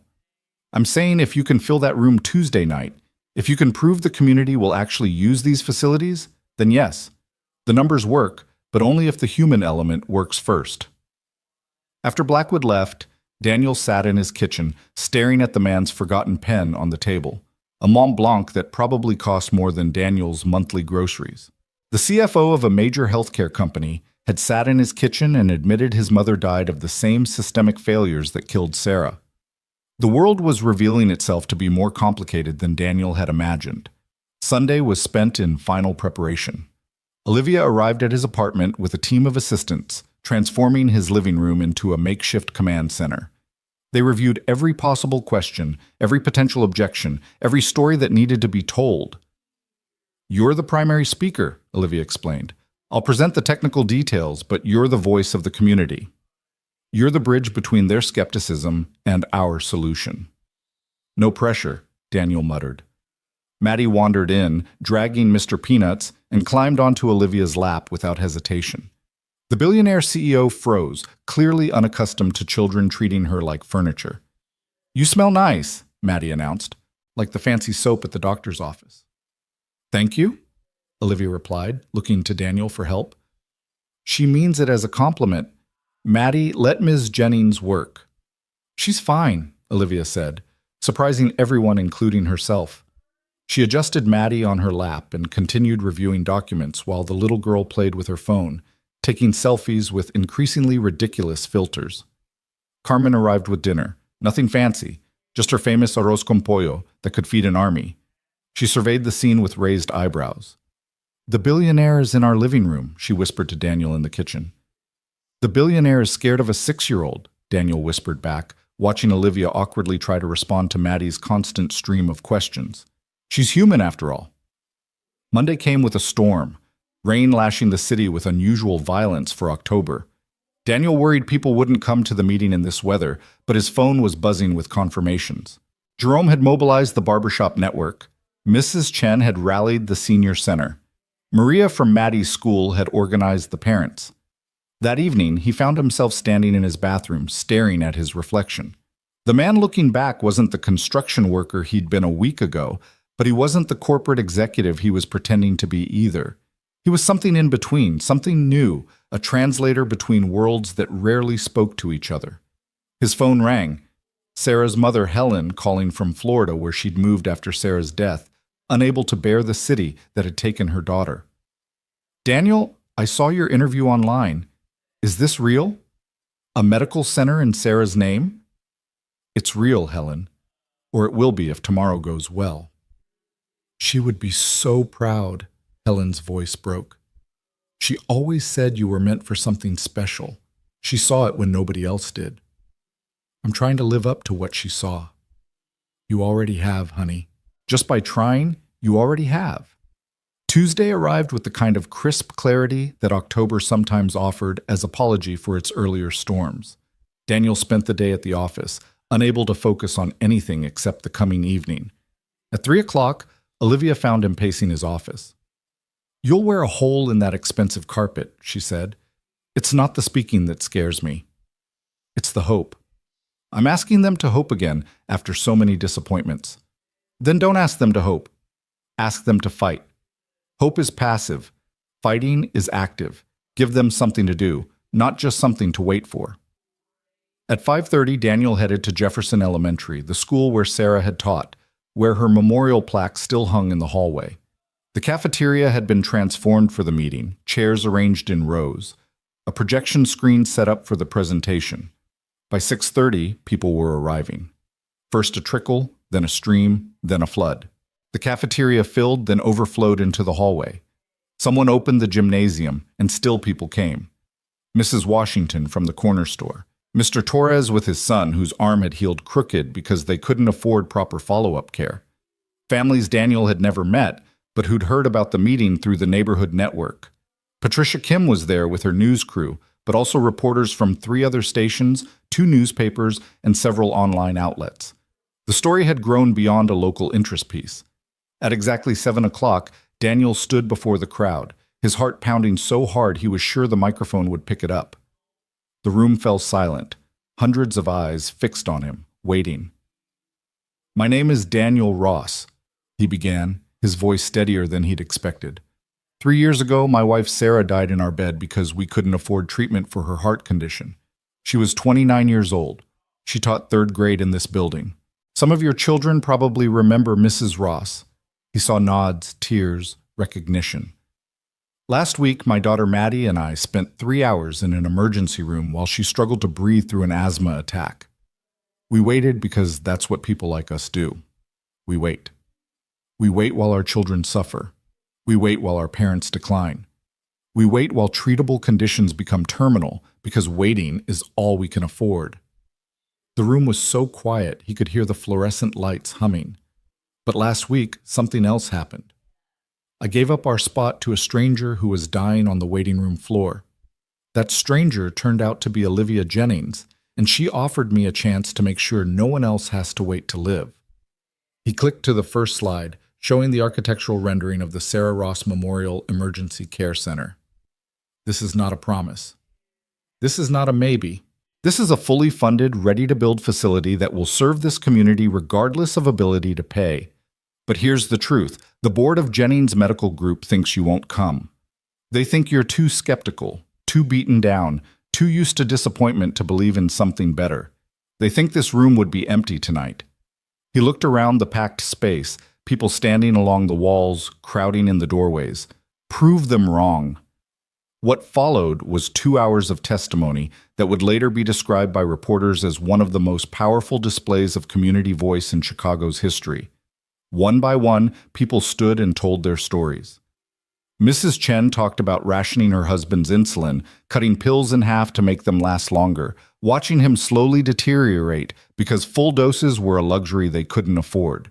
Mr. Torres showed pictures of his son's crooked arm, the permanent reminder of their inability to pay for proper orthopedic care. A teenage girl named Destiny spoke about her mother's death from cervical cancer that could have been prevented with regular screenings they couldn't afford. Jerome talked about cutting hair for 40 years, about all the stories he'd heard in his chair, the people who suffered in silence because seeking help meant bankruptcy. Through it all, Olivia sat in the front row, tears streaming down her face, making no effort to hide them. Blackwood was there too, his expression shifting from skeptical to stunned to something that looked like shame. Dr. Winters from Chicago Memorial stood up.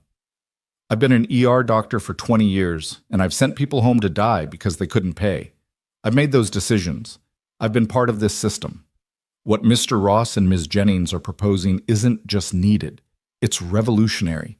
And revolutions require courage from all of us." When the last story was told, Daniel stood again. "The board wants proof of community buy-in. I think we've given them that. But they also need to know this isn't just about one facility. This is about changing how healthcare works in America. It starts here, in this neighborhood, with these stories. But it doesn't end here. If we succeed, this model gets replicated. Other communities get their own facilities. The system changes, one emergency room at a time." He paused, looking at Olivia, who nodded. "Miss Jennings would like to address you now." Olivia stood, and Daniel saw her transform from the vulnerable woman who'd cried at their stories to the CEO who commanded boardrooms. "I've been rich my entire life," she began, her voice carrying to every corner of the room.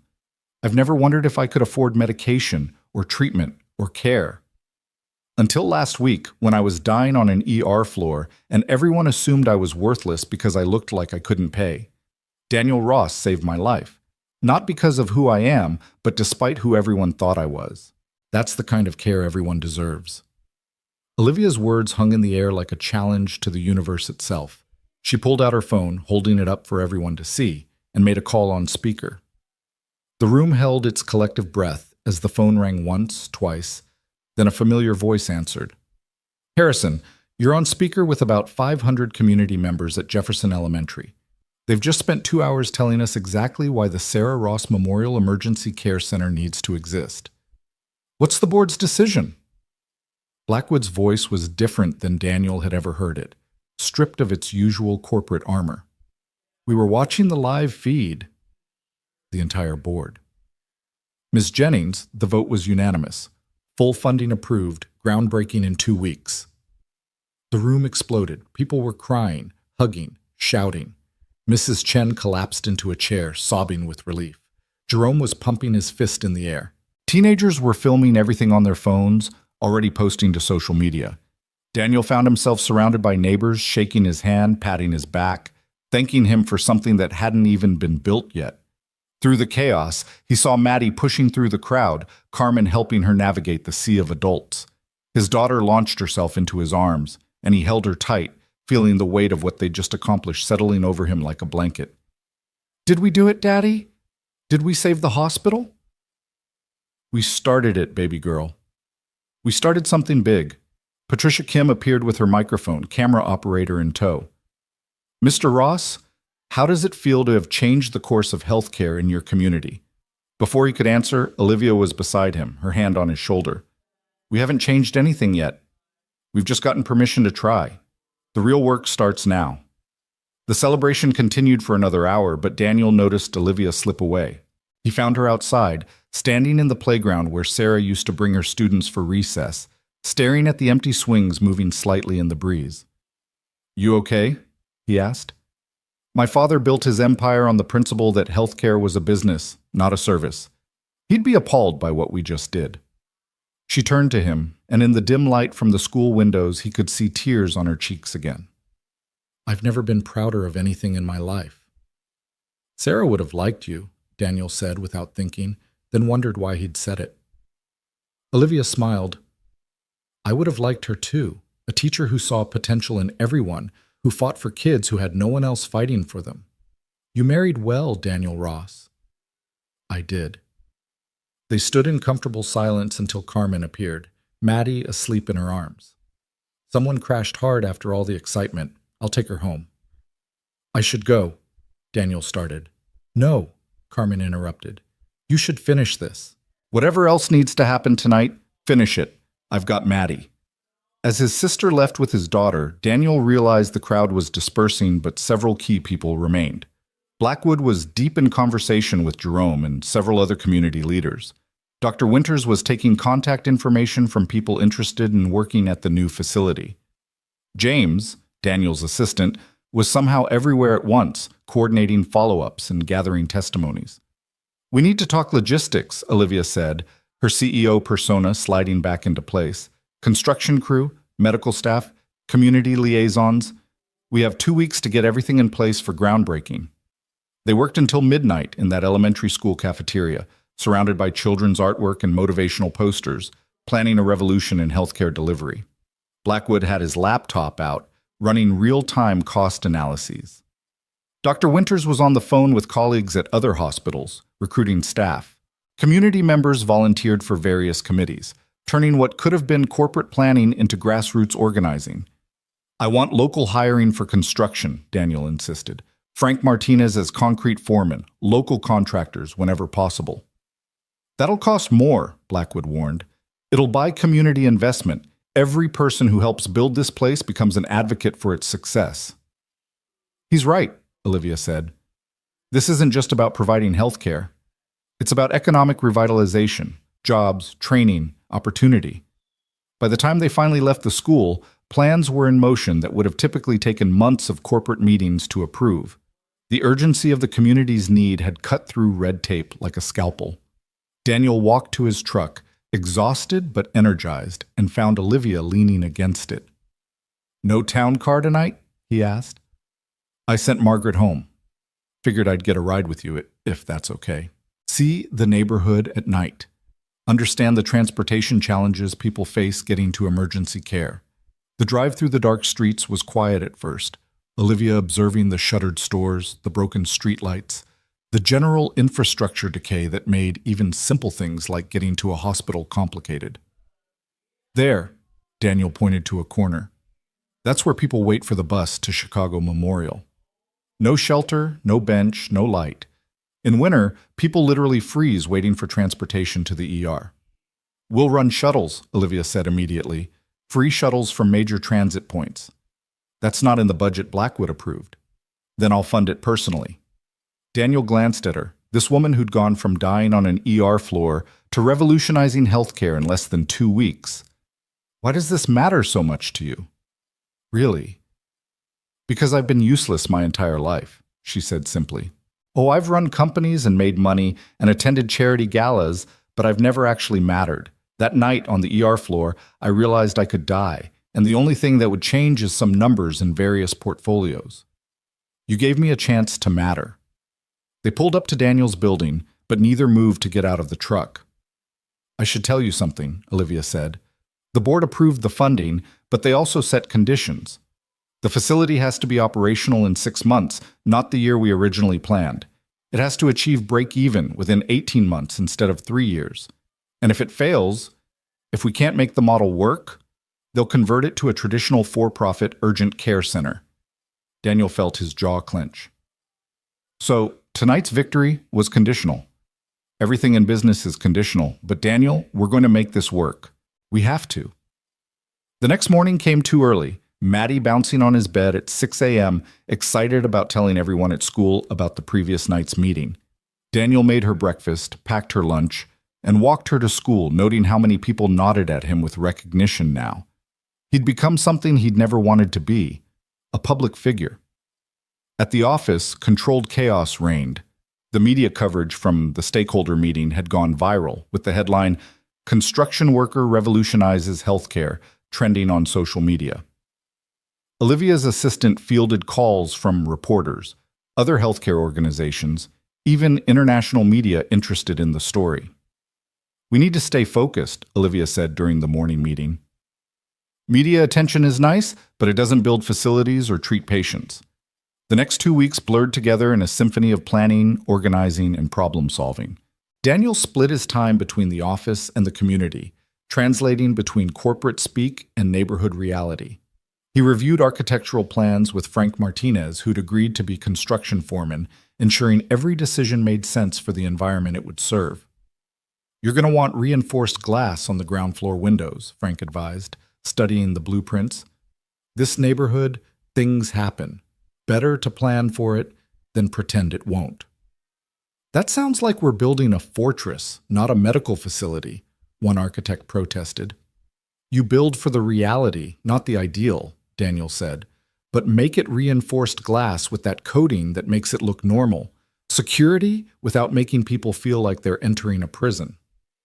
3 days before groundbreaking, disaster struck.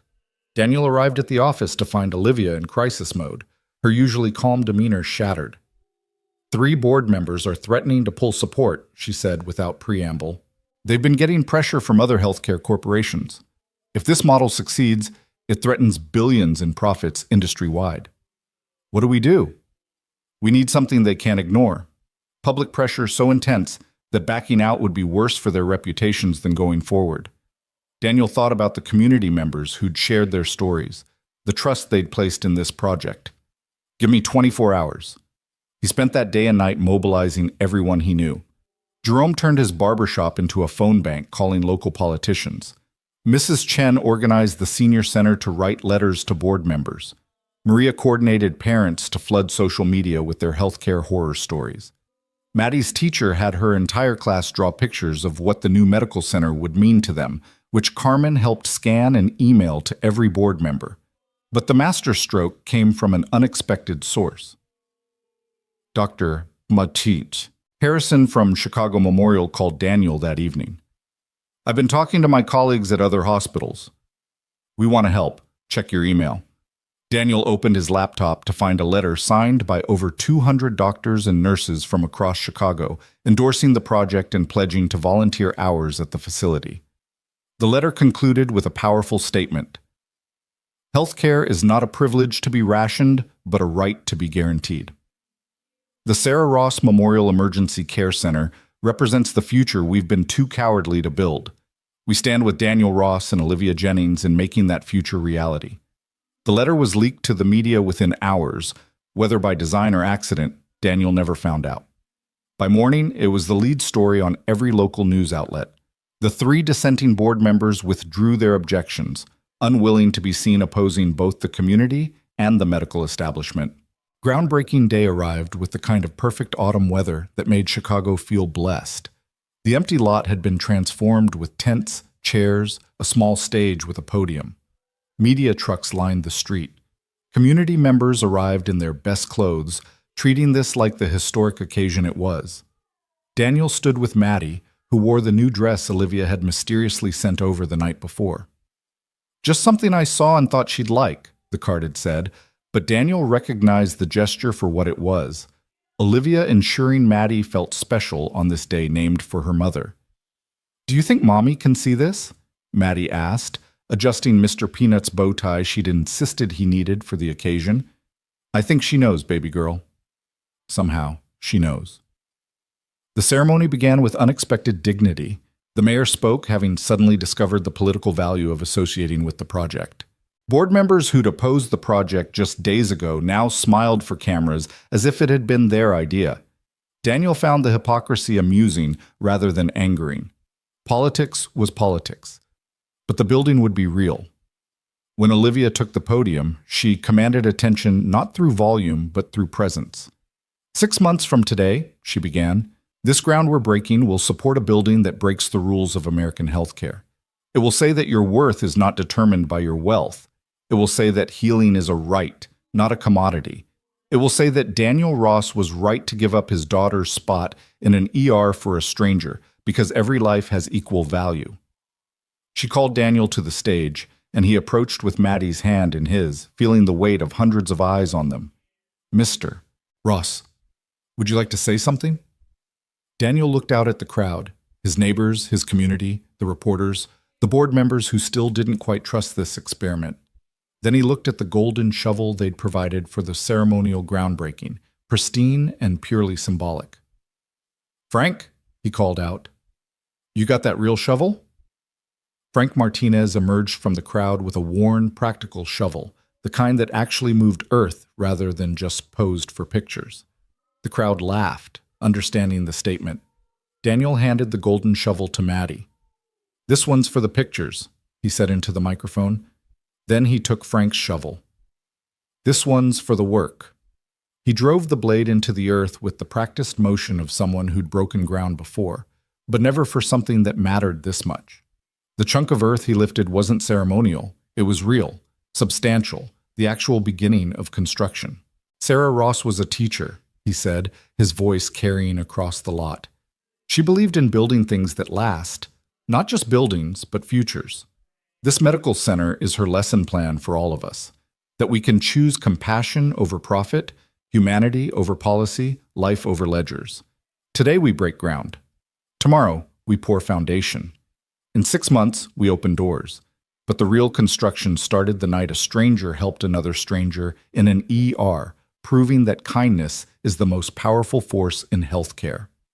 The crowd erupted in applause.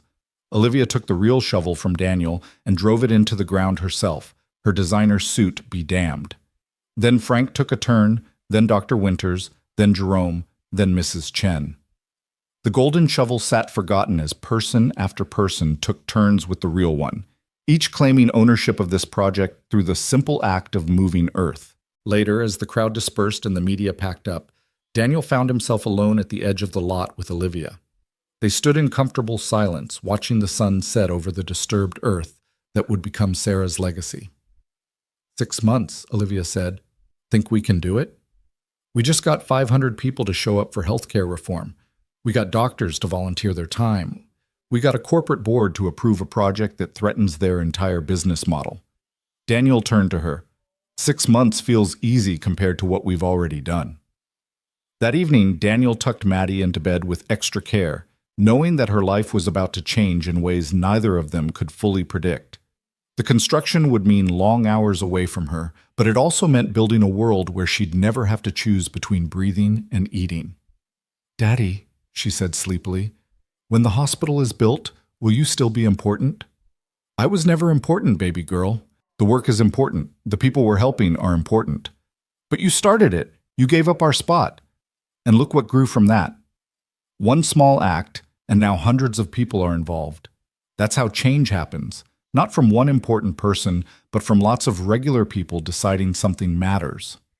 After she fell asleep, Daniel sat at his kitchen table with the construction timeline Frank had drafted. 6 months to build what usually took a year. It would require 16-hour days, perfect coordination, and no major setbacks. It was impossible, and yet he knew they'd do it because failure meant betraying everyone who'd stood with a shovel today. His phone buzzed with a text from Olivia. "Thank you for making me brave enough to do this." He typed back, "Thank you for making it possible." Another text appeared. "The board wants daily progress reports. They're looking for any excuse to default to traditional operations. We can't give them one." "We won't." 3 dots appeared, suggesting she was typing, then disappeared, then appeared again. Finally, "I've never had a partner before. In anything. It's terrifying and wonderful." Daniel stared at the word partner, feeling its weight. They were partners now, the construction worker and the CEO, bound together by a shared vision of what healthcare could be. It should have felt impossible, but after everything that had happened, it felt inevitable. The next morning, construction began in earnest. Daniel arrived at 5 a.m. to find Frank already there with a crew of local workers, many of whom Daniel recognized from the neighborhood. They'd hired anyone who could work, former factory workers, returning veterans, young people who'd never had a chance at a real career. "You know, this is more than just construction," Frank said, watching his crew prepare equipment. "These people, they're building their own hospital. Every brick they lay is for their families." And that became the spirit of the construction, not just a job, but a mission. When they hit inevitable problems, the crew worked through them with determination that couldn't be taught or bought. When the foundation inspection revealed soil issues requiring additional reinforcement, they worked around the clock to stay on schedule. When supply chain problems delayed critical materials, they reorganized the entire construction sequence to keep moving forward. Daniel split his days between the construction site and the office, translating between the two worlds he now straddled. In the morning, he'd review architectural modifications with Frank, ensuring every practical detail was addressed. In the afternoon, he'd sit in board meetings, fighting for budget allocations and defending community-focused decisions. "Why do we need a children's play area in an emergency room?" Blackwood asked during one particularly tense meeting. "Because single parents can't leave their other kids at home when one needs emergency care," Daniel replied with practiced patience. "So siblings sit in waiting rooms for hours, scared and bored, sometimes getting into trouble that creates more problems for staff. A play area isn't a luxury, it's operational efficiency." Olivia backed him every time. Her authority, the shield that protected his unconventional ideas from corporate resistance. But Daniel could see the toll it was taking on her. She'd lost weight, her designer clothes hanging looser each week. Dark circles appeared under her eyes that makeup couldn't quite hide. "You need to rest," he told her one evening as they reviewed staffing proposals. "I'll rest when we open," she replied, not looking up from her laptop. "That's what Sarah used to say. She'd work herself to exhaustion for her students, say she'd rest during summer break, except she never made it to summer break." Olivia's hands stilled on the keyboard. She looked at him with those green eyes that had first caught his attention on the ER floor. "I'm not going to die, Daniel." Neither was she. They stared at each other across the conference table, two people bound by loss and purpose, trying to build something that mattered while fighting their own demons. "I don't know how to stop," Olivia admitted quietly. If I slow down, I might realize how crazy this all is. How unlikely. How impossible." "Then don't stop. But eat something. Sleep occasionally. Take Maddie's advice and count your breaths when things get scary." She smiled, the expression transforming her face from corporate warrior to the vulnerable woman he'd saved. "Your daughter is wise beyond her years." She's had to be. 3 months into construction, they faced their biggest crisis yet. A competing healthcare corporation filed an injunction claiming the facility violated various regulations and zoning requirements. The construction had to stop while lawyers battled, each day of delay eating into their impossible timeline. Daniel stood at the construction site, watching his crew sit idle, being paid to do nothing while lawyers argued about paperwork. Frank stood beside him, chewing tobacco and radiating frustration. This is bullshit, Danny. Pure harassment. I know. The crew's getting restless. They need to work, not just for the money, but for the pride of it. Daniel's phone rang. Olivia, her voice tight with controlled anger. Emergency board meeting. They're considering pulling the plug, converting what we've built so far into a traditional facility. When? Now. Can you get here? Daniel looked at his idle crew, at the half-built structure that represented so many hopes, and made a decision. Frank, get everyone together. We're going to that board meeting. Danny, I don't think construction workers are welcome in corporate. They're going to decide the fate of a building we're building for a community we're from. We're not asking for welcome. We're demanding witness. An hour later, 30 construction workers in hard hats and work boots filled the executive conference room at Jennings Medical Group. Board members stared in shock as Daniel's crew lined the walls, their presence a silent reminder of what was at stake. This is highly irregular, Blackwood protested. So is killing a project because a competitor filed false claims, Daniel responded. These men and women have been building Sarah's legacy with their hands. They deserve to be here when you decide whether their work matters. Olivia stood at the head of the table, and Daniel saw her draw strength from the presence of the workers. The injunction is baseless and will be thrown out, she said. But every day we delay costs us not just money, but credibility with the community.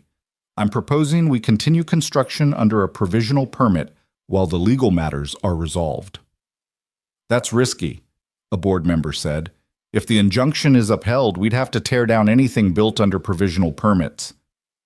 Then we'd better make sure it's not upheld, Olivia replied. She turned to address the room, but her eyes found Daniel's. This project isn't just about healthcare. It's about proving that corporations can choose community over competition, that profit and purpose can coexist. If we fold now, we're admitting that the old way is the only way. Jerome stepped forward from among the construction crew. May I say something? The board looked to Olivia, who nodded. I'm a barber, Jerome said simply. Been cutting hair in that neighborhood for 40 years. I've heard every story, every struggle, every small victory. When Danny here said we were building a hospital that would treat us like humans, I didn't believe it. When Miss Jennings put her money behind it, I started to hope.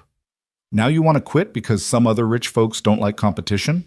That's exactly the kind of decision that made us stop trusting you in the first place. The room was silent. Then Mrs. Chen, who'd somehow appeared among the construction crew despite being 75 years old, spoke up. My husband is diabetic. Every month, we choose between his insulin and our rent. Every month, we pray nothing else goes wrong because one emergency would destroy us. This hospital means we might live to see our grandchildren graduate. You're not just deciding about a building, you're deciding about our lives. One by one, other workers spoke.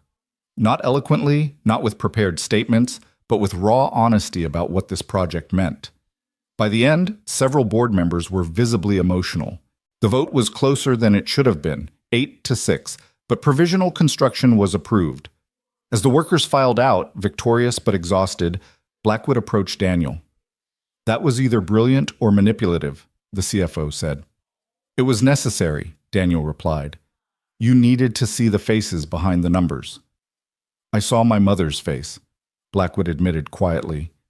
In Mrs. Chen, in all of them. I saw my mother.